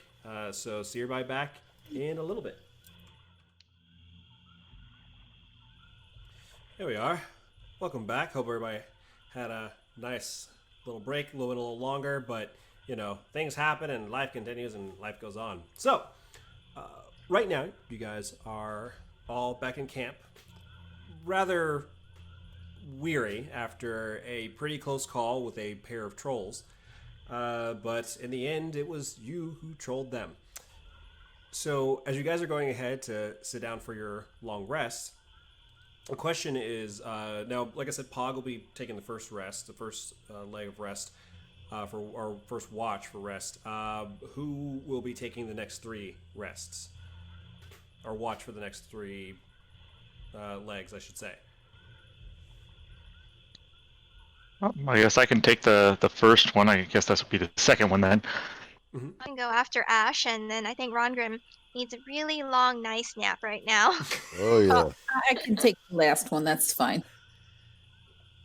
Okay, so you guys do dig in for some that frog more stew, and a number of you begin to drift. Pog, we're gonna go ahead and make his check really quickly. Okay. Pog surveys the overall area. He scouts around, keeps a pretty tight perimeter, but his shift is rather uneventful. As he comes back, he wakes up Ash for you to go ahead and do your watch. Go ahead, when you get a chance, give me a perception check. Okay.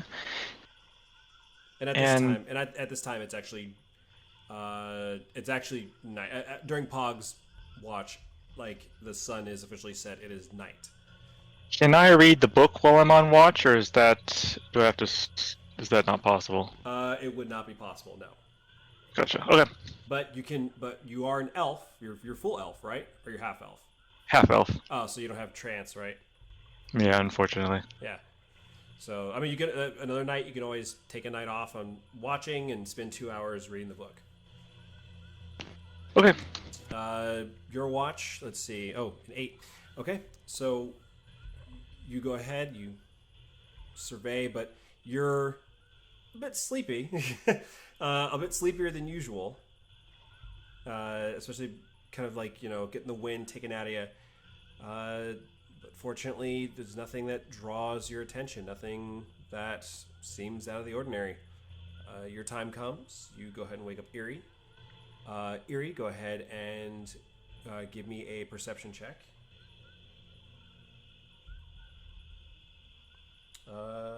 Oh, that's right, you're training it. So 17. You go ahead and you switch up and you go on that little outcropping that Pog was on earlier, and to kind of like get away from the campfire, survey the overall terrain. And during this time, while you're taking your watch, you notice from the south, or no, sorry, from the south. Let me check my map here. Actually, no, it would be from the south, I believe. From the south, you can see there are two silhouettes making their way toward camp. Not as big as the trolls, mind you, but looking them over, they look to be roughly the same height as Rongrim.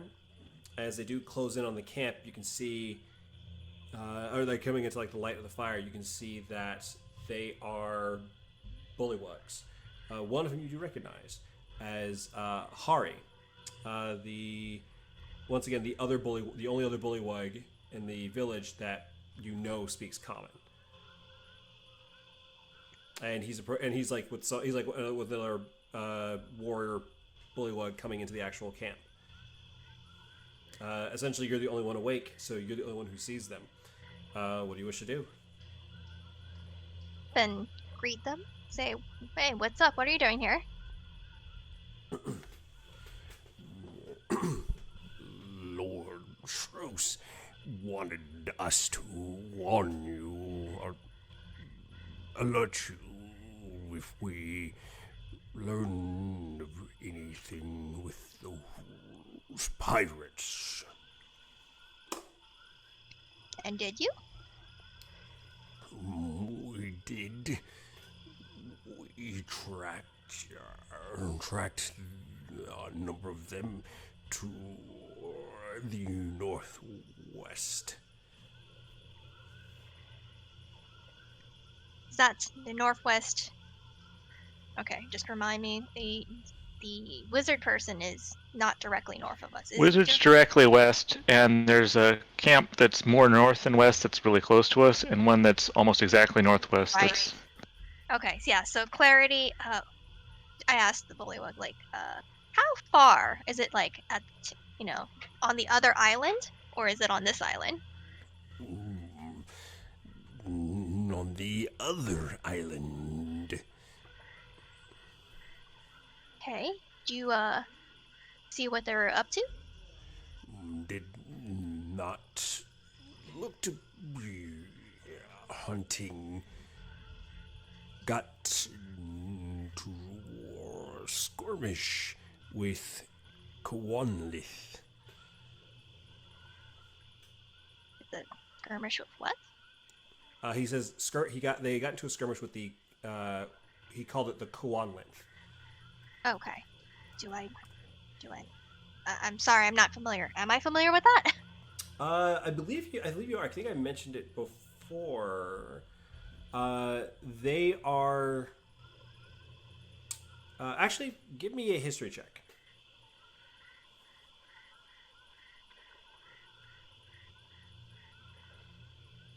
Huh. You do know what they are. You know exactly what they are. They are a aquatic offshoot of hobgoblins. Okay, and they're native to this island, I'm guessing? Huh, okay. Native to this region, yes. Region, okay. Alright, so they're tangling with more natives, got it. Okay, Kwanlith are more dangerous. Avoid when possible. you talk to Kwanlith, or, like, are they not intelligent? Kwanlith are warlike, not friendly.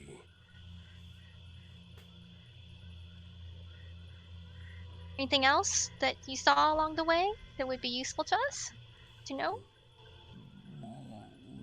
No. swamp, of course, quite dangerous. Do be careful traveling. Okay. Let's see. Did you see any the large ship along the way? No ship. Only track hunting party. Okay. Well, thank you for this information. Yeah, give your regards to the king, and I'll be sure to slice up some pirates on his behalf. Looking forward to it. Good luck. And the two of them kind of fade back into the darkness, disappearing out of the light of the fire, back toward the south. But other than that, there's nothing else that really stands out for your watch. And of course, I believe at the end of your watch, it was Nyx, because you guys were going to let Rongrim rest. Yeah. I might just give Nyx a heads up that some Bullywugs gave some information, but we can talk about it in the morning. Yeah. Okay, sounds good. You go to sleep. I got this. Good night. Okay, go ahead, Nyx, and give me a perception check. Oh, you're on top of it. Let's see. I can't math. Why am I fried? So weird. Oh, those numbers look good. Nothing. Actually, let's see. So while you're taking your watch, and you switch places, get up on that kind of outcropping that overlooks the general camp and the overall surroundings. And actually no, because it'd be too dark. You wouldn't be able to see it. Damn. Never mind. I can't give you that. I'm so sorry. Because I just realized it's too dark for me to give you that. The only thing I guess you would hear, or hear or see is there is one moment where there is this bubbling that kind of happens in the water, and instinctively, of course, you reach to grab for your dagger and kind of prep, thinking it's another one of those trolls. And you kind of see like this body pop up on the water and kind of coast for a while before dipping back down, and you can kind of see like the two eyes on top of this long wrinkled scaly body. And it's not like incredibly close to your camp, but close enough where you'll just kind of see the outline of it, the silhouette of it, before it kind of just dips back into the water, traveling on past the river that carries past your camp. But other than that, nothing comes into close enough proximity that would make you worry. Which will... That's very ominous. Give me a nature check. 17. You would know that is a alligator. All right. Let's see. But with that, that would complete your long rest, as I believe 1, 2, 3, 4, 6. You guys would actually just be getting up before the actual sunrise itself. So it's still mostly dark, but it's kind of like that. You kind of see like that soft purple and soft blues in the day. So like, it's dawn essentially. Everyone should have recovered half their hit dice. All your spell slots are back, and all your hit points, of course, are back. Yeah, did you see my message earlier about the crossbow bolt? I don't think I did. Was it in Discord or in Roll20? It was in Roll20. Basically, I found 12 crossbow bolts back in the cave, and I just want to give them to Rongrim before I keep forgetting. I see. Gotcha. So, Rongrim, if you were low on any crossbow bolts, you can add 12 to yourself. up to the maximum you can carry, that is. Thank you very much. You can't hold all 12. I'll hold on to the rest of them. Can you take 12? Yeah, I can actually or I'd be like 1 or 2 over, like about 1 over. Yeah, you'd be 1 over. All right. So you get to keep. So you get 11 crossbows. So put yourself back up. Put your crossbow, your hip quiver back to 20, and I guess you still have 1 crossbow bolt. Hold on to it. Yeah. Can move with it as an improvised weapon roll. Like, fuck this guy. Okay. So, as of course, as I mentioned before, morning comes. It's still dawn. There's no like actual bright sunlight just yet. Just those kind of like blue and purple swaths of color kind of hitting along the horizon. Mr. Fenn is up and he's already preparing a nice little meal for everyone. I hope no one minds snakes. But snake stew today. But I did add basil and some. Oh my God, what's another? I've been playing so much Red Dead. I should know all the little plants along the along the coast. Rosemary. Was rosemary one of the things that grew in the swamp? I know there's like there's sage that kind of grows in the swamp area. But yeah, so like I'd say like he's got like some sage in there. He probably added a bit of rosemary, give it a nice little kick. Well, not really a kick, but some flavor. So it's not just this bland. Google tells me rosemary would grow in a swamp. Really? Oh, so okay. Boom, rosemary and sage, and like I said, it's snake. It's gamey, but it's food. Definitely food. It's prestidigitation to flavor it a little bit better. It's like it's still like I said, still the taste is gamey, but at least it's you've sweetened it up. You give it a little spice, give it a little kick to it.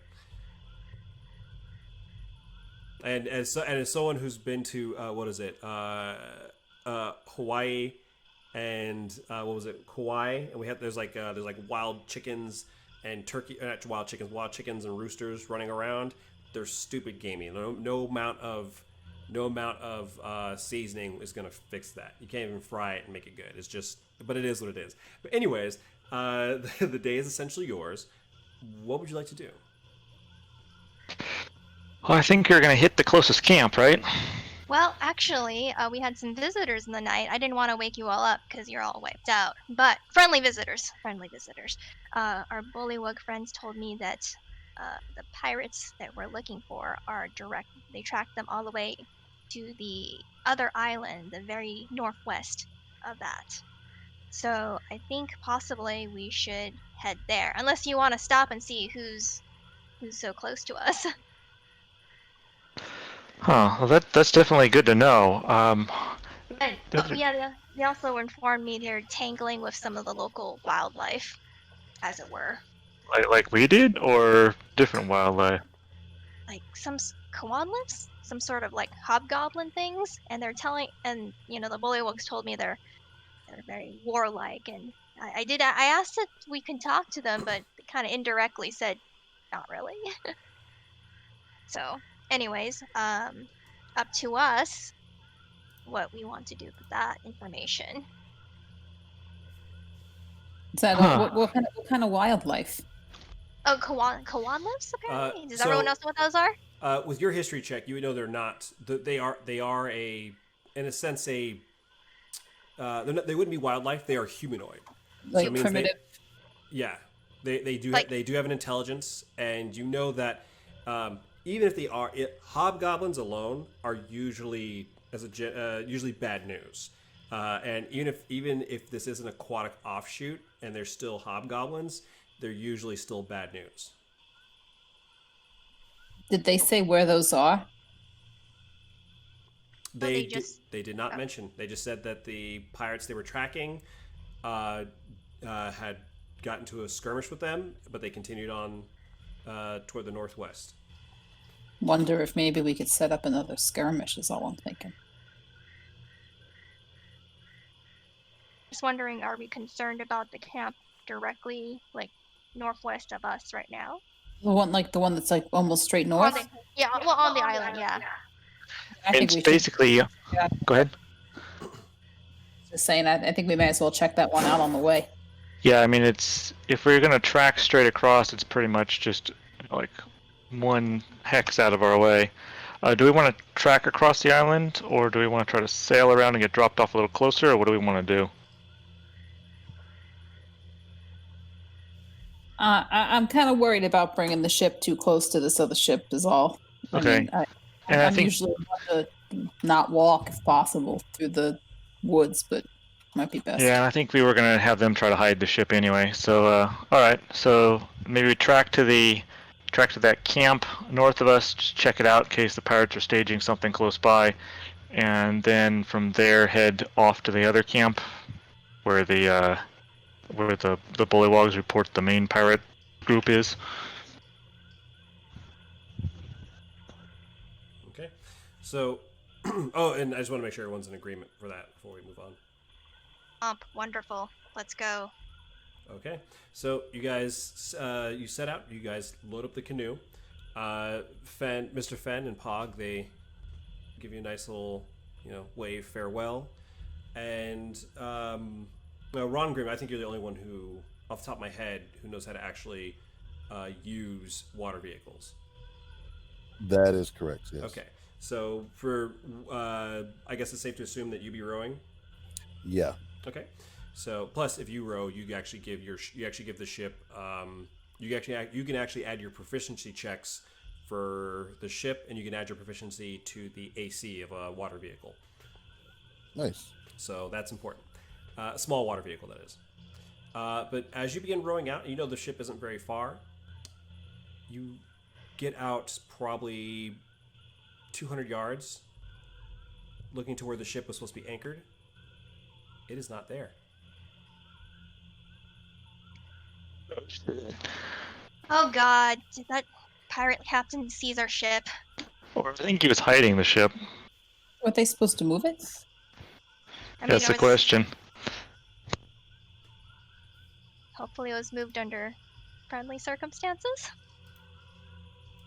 Or Captain Tamcia got away, and you're right. I got too zealous for bringing them in, and maybe they escaped. All right. Well, sounds like we need to get another ship. All right. So go back to camp and ask the people if they know where the ship went. So yeah, you double back. You make your way, Mr. Fenn. You're back already. Well, everything all right? Somebody remind me, why were we going out to the ship again? I thought we were going to the other camp. I thought we were going to the camp first and then cutting across to the ship because it's practically on the way. Wait, when are we cutting across? I thought we were going to the first camp and then going from there to the second camp. So I'm a little confused on why we were rowing out to the ship, but I probably missed something while I was typing up notes. That might have been a misunderstanding, because I know you guys were talking about going out to the ship and sailing around. Or were you talking about sailing around on the rowboat? Oh, we were talking about sailing around the ship, but Nyx pointed out that we probably don't want to move the ship closer, so we're like, okay, we'll just leave the ship alone till they can hide it somewhere and just trek across the jungle instead. So I think we were discussing going over on the ship, but decided against it. Okay. So, well, that's my mistake. Well, but now you know the Drunken Mistress is not where it was supposed to be right now.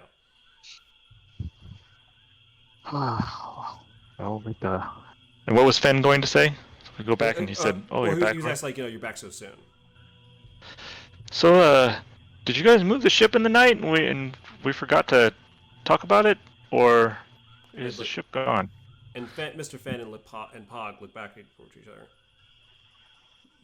No, if the ship was supposed to move, we would have got a signal of some kind. Oh, shit. That's well, maybe they're doing something and they'll come back for us, yeah? They would just leave us here. Nervous laughter. Oh boy. Alright, well, this makes it doubly imperative to find that other ship. Fellas, punch some more snakes and keep on living off the land, and we'll be back. Alright, next time we kill the pirate captain. Alright. And just to clarify, this time you guys are going, you're making your way closer to this camp? Yes. Yes. I think that's the plan. Okay. Sorry about the... No, that's perfectly fine. But Now I know. Knowledge is power. So with you with you heading that way, who is leading the trek to there? I think I did the last one coming back, so I can't. I'm out on this one. Mm-hmm. I'll go and athletics my way through the jungle, swamp, whatever. Okay. Oh, With a 9. wasn't feeling so good. I was like, oh man, and no one guided you either. So, Ron Grimm. Okay, so, and what pace were you traveling at? I think by default we just do normal, right? Just like Right. regular. Yeah. So, you guys are. So we'll handle that in a second. Actually, I don't have to roll for this one. This one's already perfect for you guys where you guys are. Okay. I know that's ominous. I'm so sorry. Seriously, man. Picking up this trail. Eerie, as you're making your way through, cutting through the actual jungle itself, because like you're more so sticking a little bit to the dry land. As you're, I mean, it's still wet, it's a swamp, but more drier portions. As you're cutting around, you get to this portion of the swamp jungle here, almost where. Sorry, I'm looking for the right notes. Here we go. Actually, at this portion, it feels more jungle than it is swamp over here. And as you're coming along, you can see the trees are kind of getting a bit sparse, a bit. And you look up and you see this rather colorful bird perched up on this tree, or on this branch, like probably about, I'd say, 100 some odd feet away from you. It's scantily. It's not scantily colored. It's what was it called? Scintillating. I can't remember. Like almost like almost. Thank you. Scintillating. Scintillating. Yeah, I need a dictionary. Scintillating. This beautiful array of colors. Something that almost doesn't even feel like it fits here in the overall terrain, and it's quite majestic as it's stealing your attention for the moment. And it's when you hear the as let's see, and Eerie was leading. Everyone who's behind her, Ash, Nyx, Ron Grimm, you watch as Eerie just suddenly drops. I need you to give me a dexterity saving throw, Eerie. Oh man. I mean, if anybody's gonna make. Oh wait, sorry, wrong gnome. Wrong no. Nope. Jesus Christ. Damn it. Oh no. As you go ahead and you just collapse into what looks like a. Oh no. And I have to. Okay. You're getting eaten by the swamp.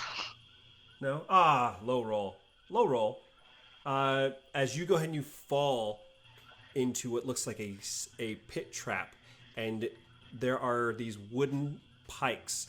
As you small enough to dodge most of it with a 6, small enough to dodge most of it, but some of them actually just kind of rub right against like your legs as they're cutting through. Some not really piercing through, but like just enough where it's almost like shaving right past your leg. It's gonna leave a nasty scar. So you're taking 6 points of damage, 6 points of piercing damage from that. What do the rest of you do as you just see Eerie is like, oh, look at that. Oh, my mistake. You also fell, because the 6 was from the piercing damage. You fell 20 feet, so it's another 9. So 9 bludgeoning damage, 9 fall damage. Yeah. Sorry, I forgot. There's the fall and there's the spikes. So you just watched her just fall.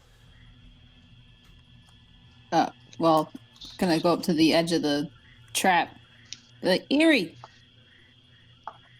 you all right? Ow. Well, I have a rope, so I'll pull the rope out and toss the edge over and ask Nyx to make sure there aren't any other pit traps before the rest of us fall in. Search the vicinity while they're pulling her out. What's that? Can I search the vicinity for other traps while they're pulling her out? Sure. Give me both an investigation check and a perception check. Oh. Well, that's better. Looking, like, scanning the ground, looking around for, like, is there any other traps, any other holes, and you're just kind of, like, patting the earth. Nothing stands out to you, but then you see these shadows as you're looking down, and you peer up, and there are a number of figures, 1, 2, 3, 4, 5, 6 figures up on this ridge to your immediate west, looking down at you. These green, hulking figures wearing armor. And they each of them have so a number of them have spears, tridents, nets, looking down at you, and you can see this larger one with a trident pointing in your direction, and he shouts something in this language that you're not quite familiar with, actually. I don't think anybody speaks Goblin here. I do not. But you get like "Hoorgah!" and they all go "Ah!" as they begin trudging down. I didn't think it happened so soon, but you guys have dropped into another encounter, another combat encounter. Is this the same dudes from the camp? I'm guessing, or no? These are not the same. All things, I think. Looking up at them, they certainly look like those creatures they were mentioning. One list. A lot of them. Yep.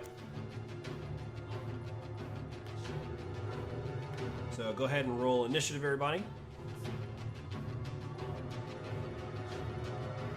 Oh my god, my initiative rolls today.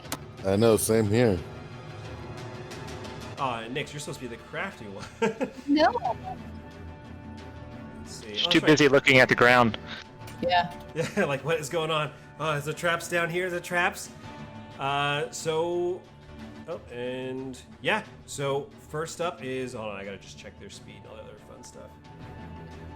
Clarification: am I still in the pit? You are still in the pit. The rope is down. Great. Fun times. This one's gonna go ahead. He's gonna slide down, and he's gonna come running up. Can he? Just making sure. Yep. He's gonna go ahead and throw his trident at you, Nix, because he can see you. They don't have. Only the ones who are above have line of sight on Eerie. 22 to hit. Yeah. So you take 8 piercing damage as this trident gets thrown and just glances your shoulder. Eerie, you're in a pit of spikes, and there's a rope down there. There's a rope hanging right there next to you. I'm going to climb out. You said like 20 feet straight up? Yeah, give me an athletics check. Okay. See if this one goes better. Does my helping her do anything, or is that? I mean, are you? Do you want to give up your? I mean, do you want to sacrifice a little of action economy on your turn to do it? Cool, that's cool. I'll She climb up. said no. Okay, go ahead, Eerie. Oh, Oh, as you're I just trying, climbed you're, down. Should have taken the help. you're trying to rush. You're trying to rush to climb up, and you have a rope there. If you didn't have a rope there, that'd be different. Actually, you know what? Give me one more. Yeah, because you have the rope. That is the help. So give me an advantage. So one more time. Because if you were just trying to straight climb out of this, you'd be just grabbing onto spikes on the way up. So one more athletics check. Oh, come on. The ones, right? We're all good. Gambler's fallacy. Can't roll yet. I got rid of it. Yin and yang. So you are able to climb out of that. I'd say that'd be you're dedicating your movement action. You're just and like you look up and you can see there are people running toward you. So that's 20 feet. So technically you can only climb at half movement. So I'd say you just get up to there and that'd be your movement.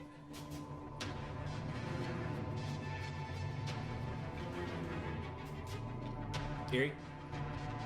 Oh, sorry. Yeah, you do still have your action. Yes. I think he's at 15. I think I can pull him closer, but let me double check. For him, let's see. Yeah, I think so. Yeah, he isn't. If your range is 15, yeah, you can grab him. Let me double check right here.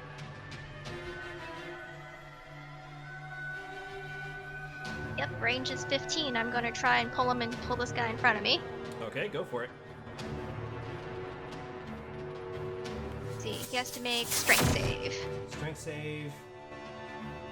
What is it? DC 11? 11. Is it 11? That's what the macro thing says. Hold on, I gotta double check. Oh, because it's right. It's based on a roll. That's weird. It rolled 11 a couple times now. Roll it just for just one more time for me. I just want to see if it changes for you, because it should change. Because we have variable DCs for you guys. Okay, 12. so it does change. Okay, and so it is changing. Unfortunately, as you go and you lash out at him, it does get he breaks away before you can yank him toward you.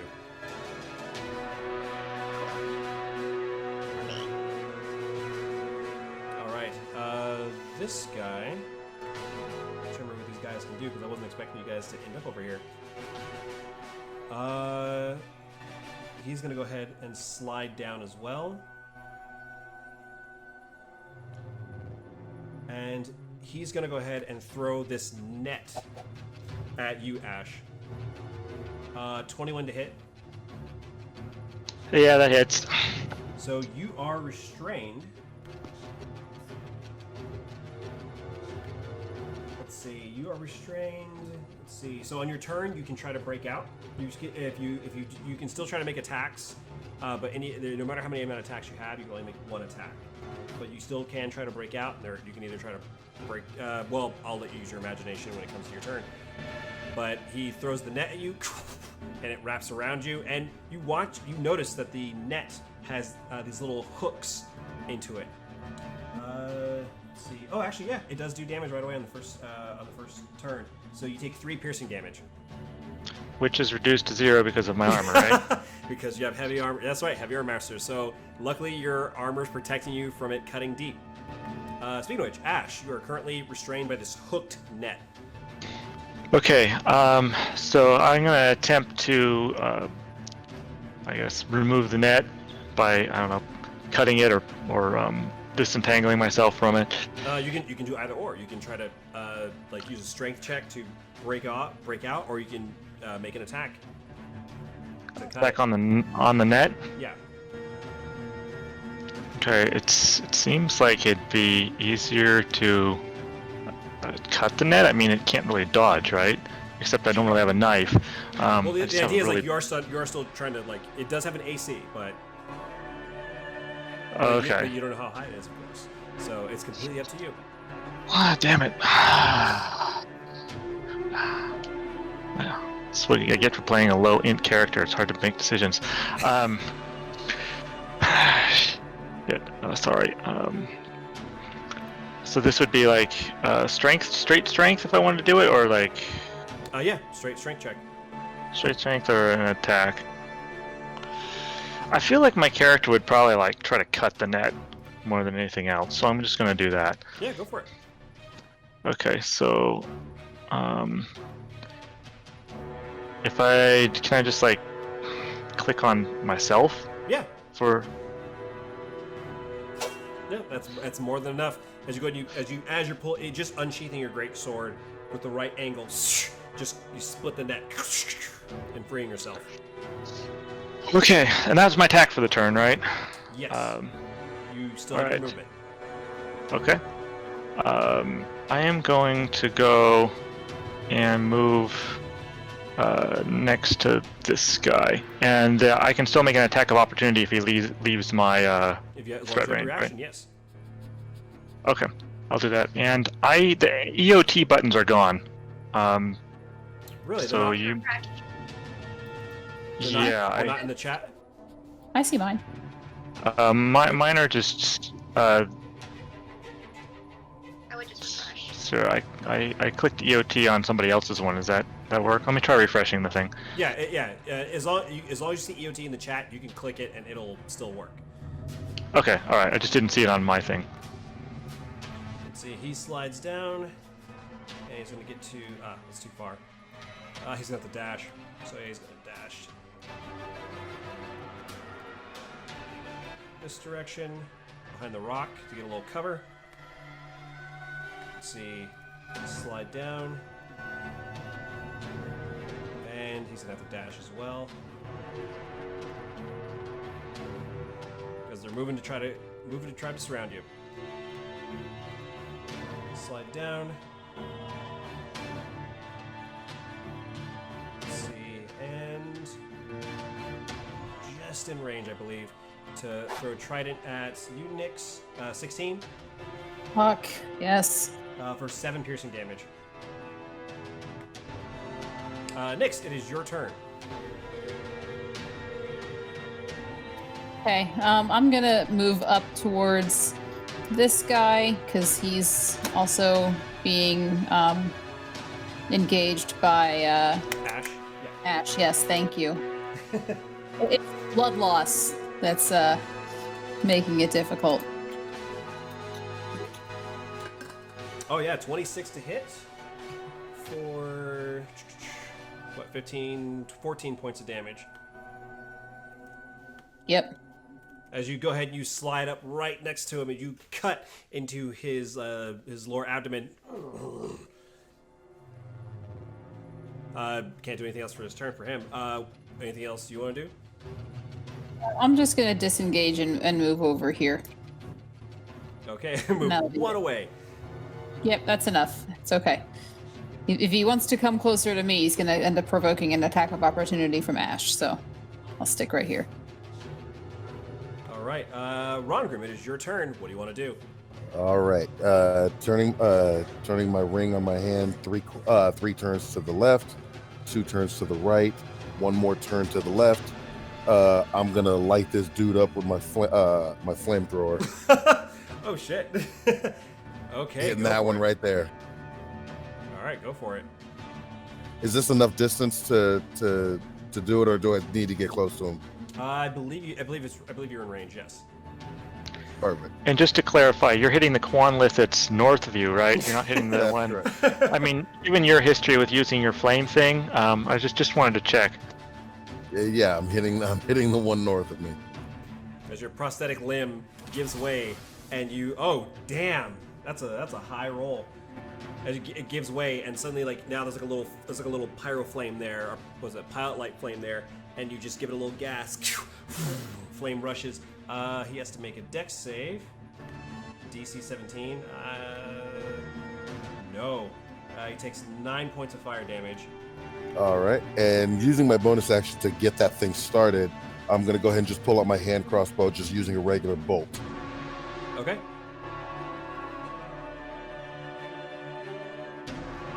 Let's see. And I believe we said for regular bolts we subtract. Let's see, because I need to do the math for it really fast. Because based on your dex instead of your intelligence, since it's not magical, so we minus 3 from it. So 3 piercing damage. Okay, that did hit. Yeah. Oh yeah. Actually, nope. Just misses. Sorry. But but we have the math now. But you go ahead and quickly fire, and he his little crispy, partially crispy corpse, just moves away. Let's see. He's gonna slide down, get into range, and he's got a little surprise for you, Ash, as he thrusts forward with an attack. 15 to hit. No, that doesn't. You hear this other attack coming, and you just step. There's a minor step as it just thrusts right in front of you, and you pull up your great sword, deflect that one. Let's see. This one is going to go ahead and close the gap. He does not have a trident. I just realized that. He is actually going to run over here to get the trident.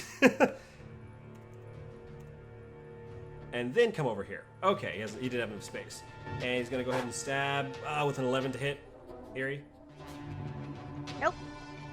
All right. And punishment? I like how you call it punishment. We should change your shield's title to punishment. 12. Do you know what your DC is for that? 12? I'm 17. It's 17 to dodge that? Oh, I'm sorry. Oh, for for the the- wait. For the acid The shield. shield? Yeah. I thought it was just like it just hits. Hold on. Okay. It just DC 13. Sorry, DC 13. Okay, DC so he, text. yeah, and he rolled a 12, so he takes 4 acid damage. So as he thrusts, you duck underneath it. You just bring the shield up into his torso, and as you pull it away, there's that burning acidic. In that close proximity, there's that scent too, burning flesh. Speaking of which, it is your turn. Okay. Let's see. So I'm just going to go. I'll hit him with booming blow just in case he does do anything. Got it. Just in case. But let's go see. No, maybe. No, 12 to hit. Nope. As after getting that acid, he takes a step back to kind of break that distance from you. Right. Anything else? That's it for now. Okay. This individual is going to go ahead. He's going to make 2 attacks with his trident. 21 to hit. That hits. Okay. So when he actually goes to thrust to hit you, you notice that the other cone length that's nearby moves and places his foot. Knowing where. Essentially, if you were to kind of dodge, you would end up tripping and hitting his foot. So he essentially kind of blocks your ability to dodge. You take an additional 6 piercing damage from him being there. So you take 7 piercing damage and then another 6 piercing damage on top of that. And I can only take the 3 off of one of them? Yes, because essentially it just totals it. Okay, so that's 10 altogether? I believe so.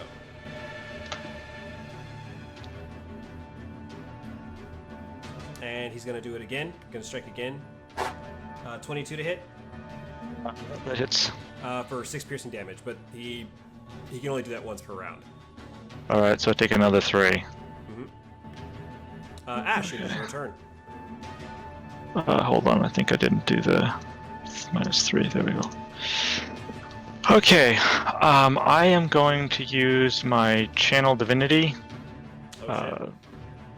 on the guy close, the boss guy. Well, it is marked on there. I just realized the sergeant. And he's clearly he's large. He's like a half foot taller than the rest of them. He has more armor on. All right, I'll use Channel Divinity on him, and then I'll try to hit him with my my great sword. Okay, so you have advantage, right? Because you're using the. Vow of Enmity. I just want to make sure I say the right one. Yeah, that's the one where you have advantage. Yeah, Vow of Enmity. So let me mark that I used that, and then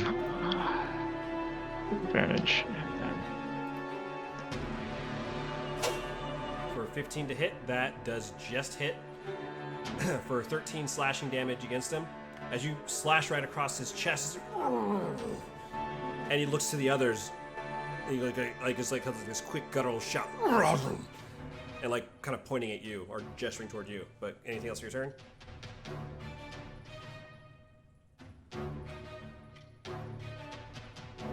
Oh, guess not. Oh, sorry, I was muted. Okay.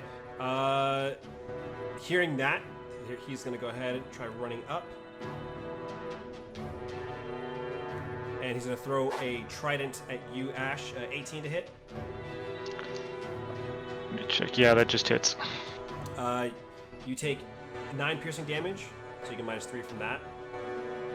And the 2 that are near you close in as well, just like before. You take another 8 piercing damage on top of that. And that's not reduced, right? That one's not reduced, no. And you're starting to kind of figure out that they have some ability where anytime they're nearby, they'll, if they hit, they can mess you up. Alright, well, I'm not sure what to do about that, but I'm hurting pretty bad. Okay, yeah. This one's going to close the gap because he says, fuck you, Ron Grimm. And he thrusts with his trident, 15 to hit. Yes. For 2 piercing damage. Let's see. This one walking around. He's gonna make his way. Actually, no, it would have been perfect right here. This isn't with advantage. 13 to hit, Eerie. No. Okay. And did you already use your reaction? No, you already used your reaction. And it was your turn. So technically, you can do it again if you want. I think so. It's like because anyone who hits me, right? So. Well, you only get one reaction per turn. This one rolled a 17 though, so. Okay, rolled 17. All right then. Well, I guess nothing happens. Yeah. Next, it is your turn. All right, I'm gonna approach this one because I realize he's barking orders, so I'm gonna hedge my bets that he's the boss. Maybe.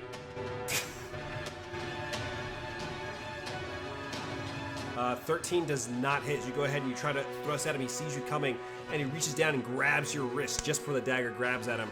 He kind of growls, snarls you. I wish I could do the Arya Stark move. But Oh, what was it? You let go of the blade? with the left hand and stab with the other hand. Yeah. Anything else on your turn? I mean, I don't think there's anything else I can do other than I'm gonna disengage. Yeah, so he does that. So technically, you do that. You drop the blade, but you just to let go, back away. But wait, so do I don't like drop my blade and then. I don't know. It was just for flavor. Like you just kind of drop your blade, catch it with the other hand. Yeah. I'm gonna go around to here, and unfortunately, I can't really do anything else. Let me look real quick, double check. Starting to wish I still had my damn snake. But no, that'll be it. EOT. Okay. Rongrim, this guy's closed the gap, and there are a bunch of all of them are kind of starting to close in on you. Well, not just you, but your group. Right. Okay. Gonna continue lighting this guy up.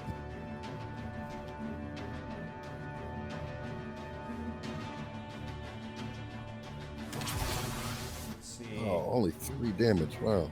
Well, he fails it, so takes 3 fire damage as he. And I say, like, for flavor wise, like as you go to put your hand out, he notices it and he pushes it down, so like he's not taking the full brunt, but he's still kind of getting licked by some of the flames. Right. Gonna use my bonus action, kind of switch from my crossbow to my mace. That's free action, but yes. Okay, yeah, free action. Okay, so free action, you go ahead and switch, and you still have your, and I believe, let's see, using your Eldred's arm is a bonus action, so you still have your attack action. Yeah, as you go ahead and you clock him across the face with it, just, and you hear there's a resounding like crunch as his jaw just unhinges and he just spins and collapses. Ugh. These ones are not one to really mess with. Let's see, this one's gonna go ahead and make a trident attack against you. 8. Which I'm assuming is a miss. Yeah, I missed. Let's see. Stab with the trident. Oh my god! Natural 1. As he goes just stab. He's like thrusting, and Eerie's just kind of like dancing and dodging and ducking and weaving.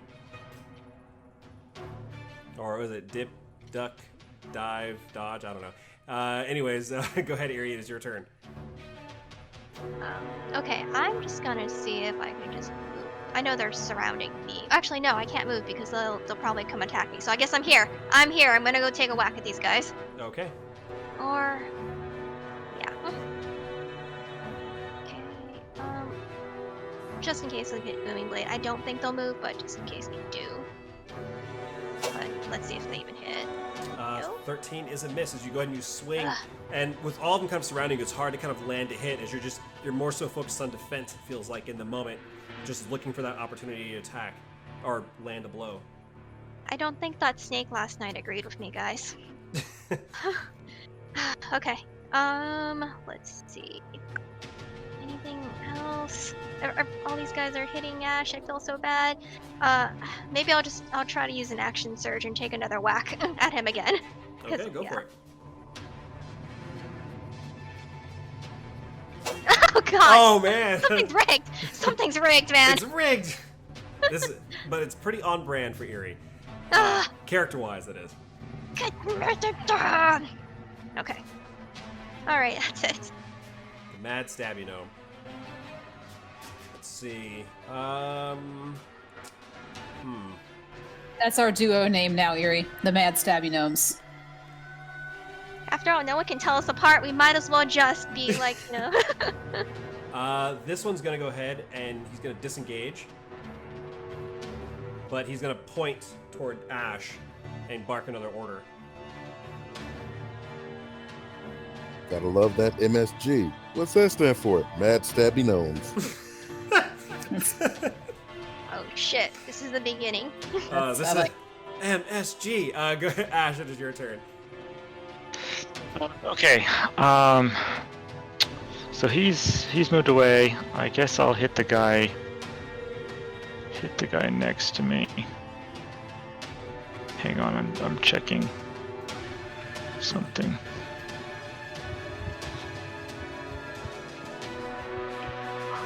So yeah, I'll hit the guy. Just hit the guy next to me. Let's see. It wouldn't be a natural 20 because you don't have bound enemy on him. But still, 27 does hit for 6 slashing damage. As you go ahead and breaking focus off the sergeant for just a second, you go ahead and you slash into his midsection. He's still standing, of course, but it's a rough hit. Anything else for your turn? I think that's. Trying to decide if I should smite him or not. You gotta decide quick. Fine. I'll just not. Then. Let's see. This one is gonna go ahead, following the order. He's come up by you, and he's gonna try to thrust right behind you. 21 to hit.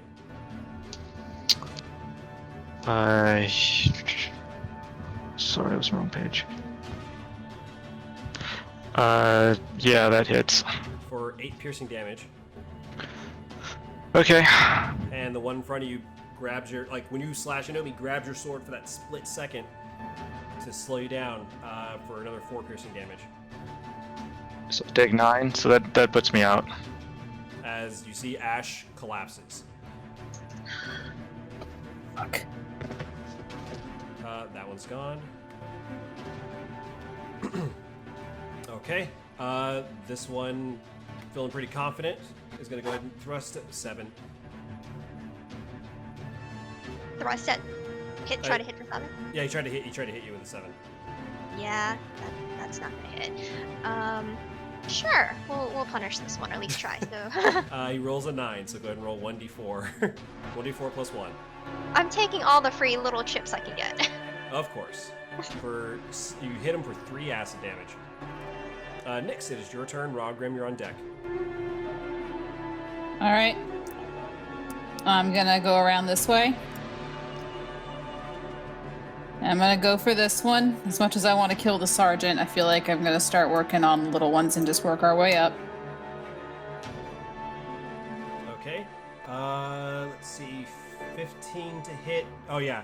That's academic. That is way too much damage for him.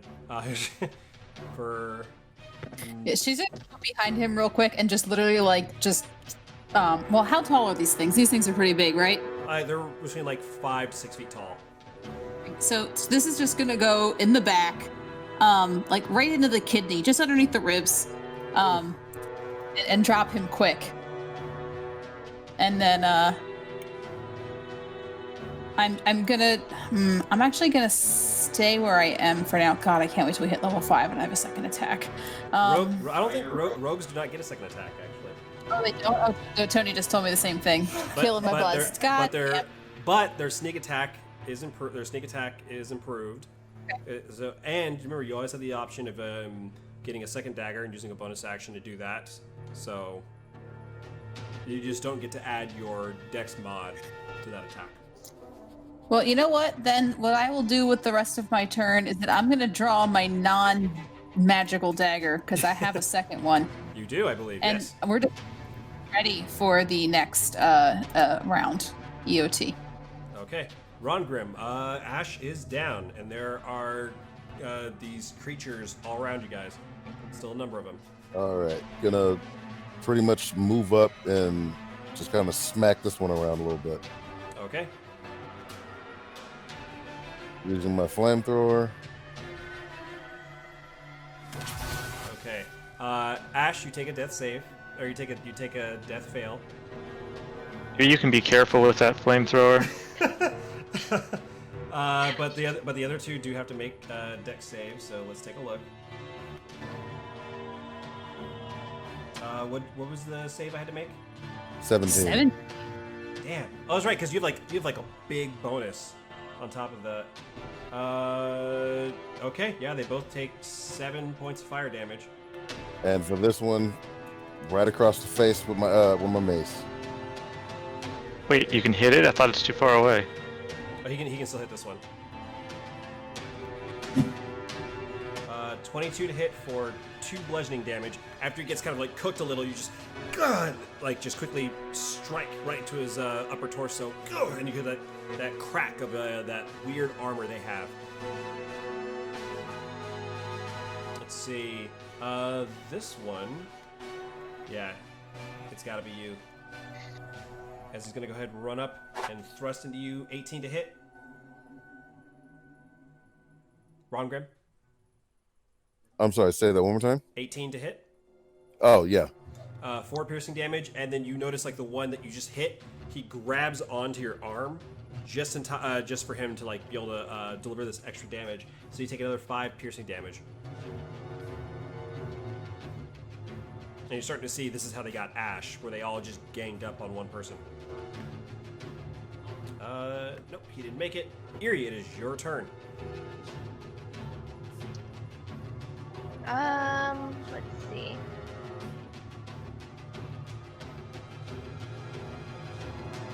Don't want to move out of this guy's range, so I'm just gonna go and attack the guy in front of me.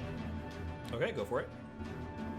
You can move. If you move 1 north, you're not breaking his threat range. Yeah, as long as it's when you get out of 5 feet of his range. True, But then you'll be positioned for the other one to help the other one damage you if that happens. That's also yeah. true.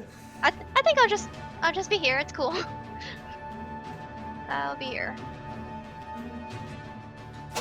I'm not good with the hitting today. 14 Not is good. just enough to hit though. As Okay. as you slash at him for 10 slashing damage, and I assume that. And is it safe to assume it was a booming blade by chance? Yeah, probably. Okay, Yeah. okay. So you You slash don't at him, and use does, it. and does that vibe? So yeah, so you always have like that weird that vibrating energy around you. But yes, that is it. That is a hit. Anything else for your turn? I think that's it. Okay. Work. Click. Let's see. He is going to. He doesn't want to get closer. He's going to get just close enough. He's got to get. Oh no, that was enough. It is. He's going to toss his trident right at you, Ron Grim. 16 to hit. Yeah, that hit.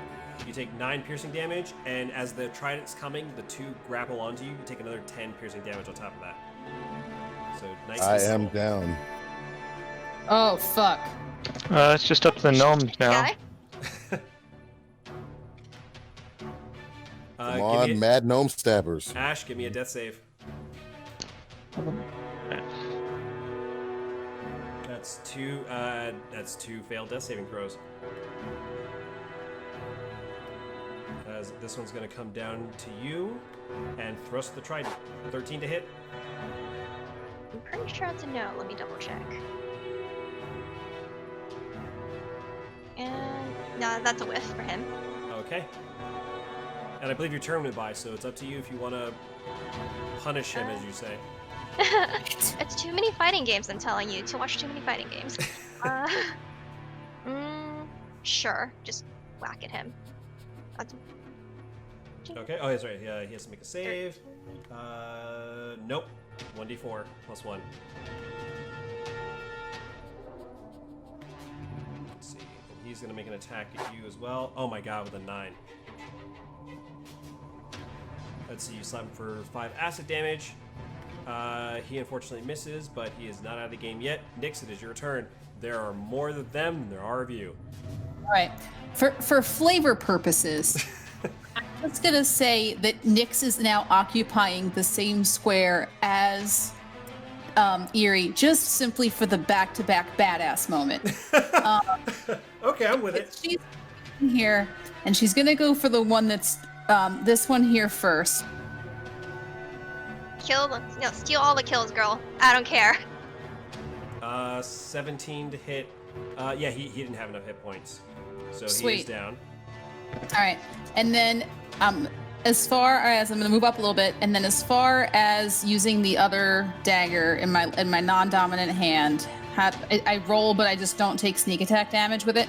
Affirmative, yes. And you would minus your dex from the attack, but that 7 is a miss. Yeah. Okay. All right. So that's that. Eerie and Nyx are still in back-to-back badass moment positioning. Okay. And that'll be it for me, EOT. Ron Grimm, I need a death saving throw. Roger that. Let's see. He's gonna go ahead and close the gap here because you're still within 5 feet. Natural 20.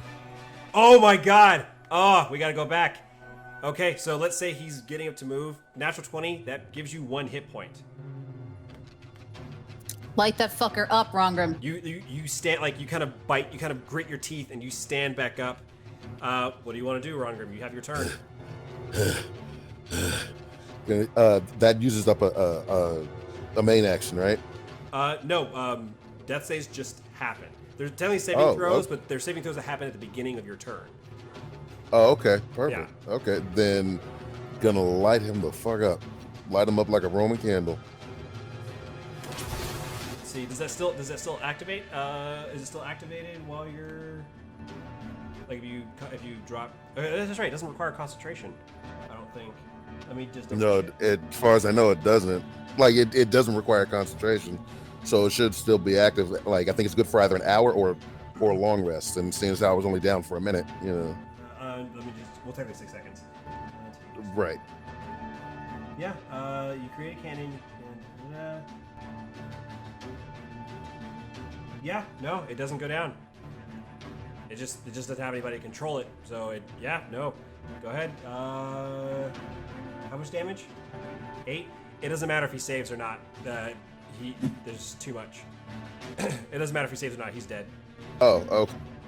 Okay. Because the thing is, even if he took half, it would still be more than what he has. So pretty much as he's walking up, I basically grab his foot. He looks down. He's got my ballistic, my flamethrower right in his face, and I just light him up. You Roy, so you give your Roy Mustang. Basically, yeah. Homunculus are invincible. Like just, and he just lights up in flame. And EOT is not working, but EOT. Okay, you can get up and move 15 feet if you want, because you were prone, so you can have half your movement. Do you have an action? He does. I have a bonus action. I'm actually going to my free and my bonus action switching back to my. Oh, that's right. Yeah. So switching back to my using my free action, switching back to my mace, switching from my mace back to my hand crossbow. Got it. And I know where I'm at right now, but that guy's not my target. But I think that should do it for me. Okay. Oh, you still have your action. Then you know what? Cancel the switch. The switching. Yeah, cancel the switch. I'm holding on to my mace and gonna smack this guy around. Okay, go for it. 16 to hit for 4 points of bludgeoning damage. It takes him out. Yeah, no, that was. And that's gonna EOT. Okay, it brings it to Eerie as you watch as Ron Grimm, like, somehow stands himself back up, like just almost like he's got a pretty grievous wound, but he stands up, lights one on fire, and then comes up behind another one while he's distracted and just clobbers him right over the head. Can we all agree that was pretty goddamn epic? Fantastic. Super awesome. But I'm Yeah, going proofs. to move up over here and try.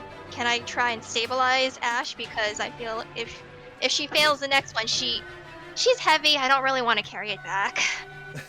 No, if I Go fail ahead. the next one, I'm What? Go ahead and give me a medicine check. Do you have a healing kit? Do you have a healer's kit on you? I do not. That's something I should have bought. Let's see. Yeah, just give me a medicine check. That'll be your action. Oh, You stabilize. You're no longer bleeding out. As you go ahead and you essentially you stop.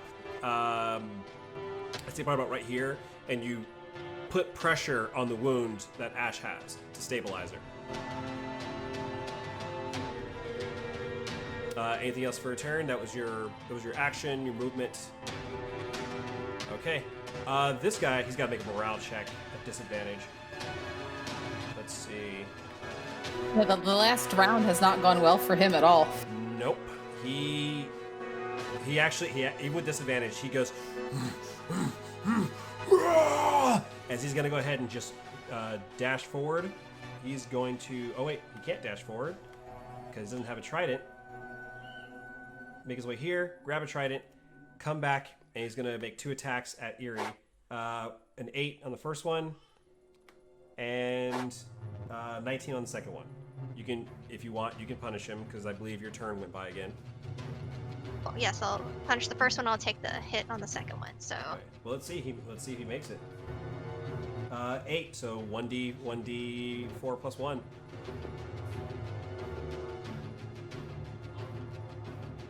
No fucking way. Did he die from?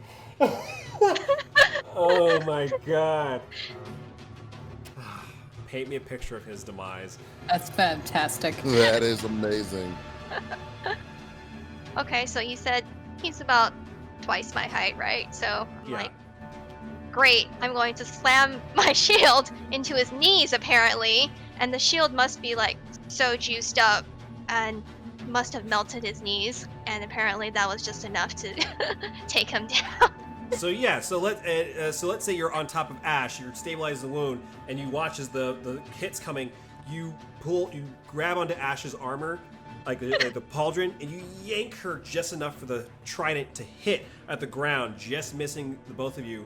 You go ahead and take the shield, you swipe at its leg, and the acid burns away, and he collapses, and he looks up, and you just bring the shield back around, and you just slam it right into his skull, and you can hear the acid burning away, and you just hold it there. You didn't bring it back. You hold it there and just let it burn away at him, which takes us out of combat. Holy shit.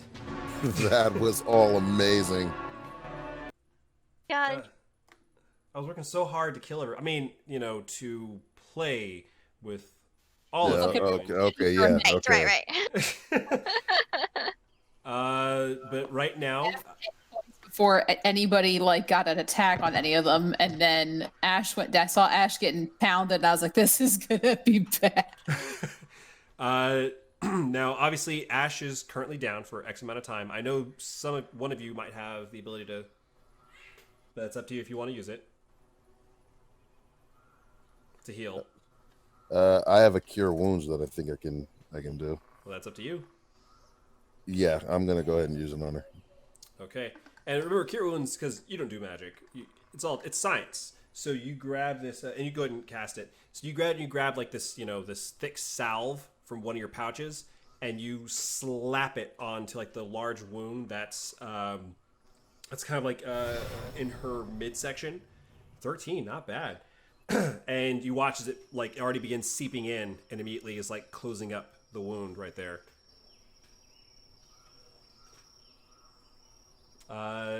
So the question is, things are quiet. What would you like to do? I want to search them for anything useful. Okay. Go ahead. You're looking around, searching them. You find they have like these rusty tridents. It looks like they've spent some time in the water. All of them have one of these tridents for sure. They all also have odd things about them.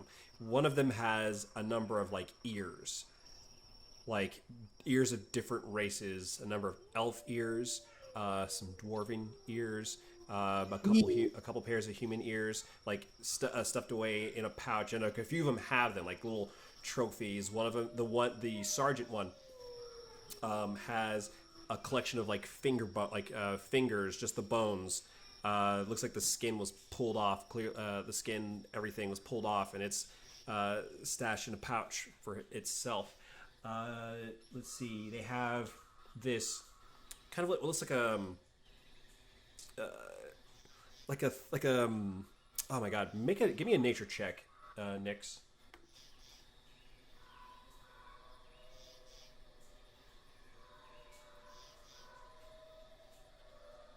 16. Because I'm trying to find it. Where is it? It is. Oh, here it is. What you're looking at is like this weird bulbous fungus, and you squeeze it, and like some water comes out, and you realize this is a water orb. It's a fungus that grows in shallow water and collects water, and you can use it. It actually holds onto water. It actually has a gallon of drinking water, and it's actually edible. The fungus is itself. Yes. What's this called? Water what? Water orb. Oh, water orb. Okay. Yeah. So it's like a spongy fungus that is edible, and it holds water. Cool. Let's see. You also find there are what looks like some treasure. Small gemstones, like not refined. They're like rough, like they're just found like in the earth. You find 3 flawed, black gemstones, like black. Some like they're different. They're varying shades of black, kind of going to white. You're not sure what they are exactly, but they definitely look like they could be worth something. But I'll say you can put black, like 3 flawed black gemstones.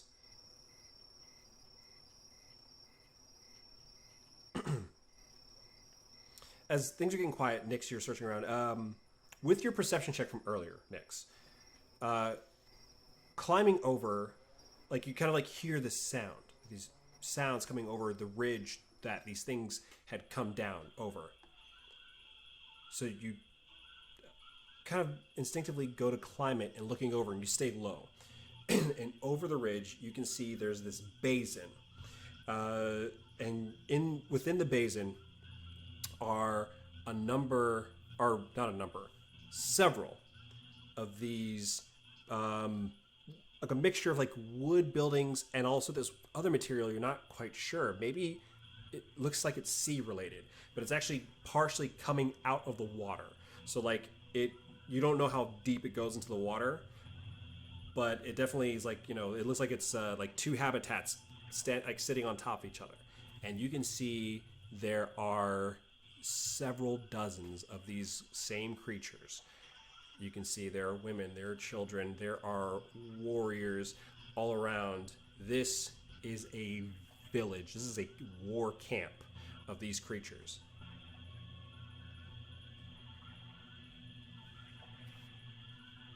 And that's a good point. And that's a good point for us to go ahead and wrap up. All right. Like I want to do something, but I don't want to forget what it's going to be. But I would have said like, roll the bodies into the trap, cover it up, and get the fuck out of here. Okay, so I will hold on to that for next week. We'll say like you guys you'll tell them and you'll discuss it. But for now, you guys are right next to this war camp of these Kwanlith. And you only fought 6 of them, so just a reminder. But anyways, that was fun. You guys went through 2 pretty nice encounters, and you're on your way to trying to finding your 9th key. Kick some pirate butt. I know it's like I don't want to wrap it up so soon, but gotta keep them short and sweet. We will try to schedule one sooner, because obviously most of us are more than half of us, I believe, are still in quarantine, and it's not like we can really do much else, but we'll try to work in our schedule to do this sooner, get another session together. And for everyone else, obviously check out the VODs. This goes up on YouTube. And for those who are on Twitch watching us, thanks for hanging in there. I will see most of you hopefully within a month or sooner. Good night, everybody. Thanks. Bye.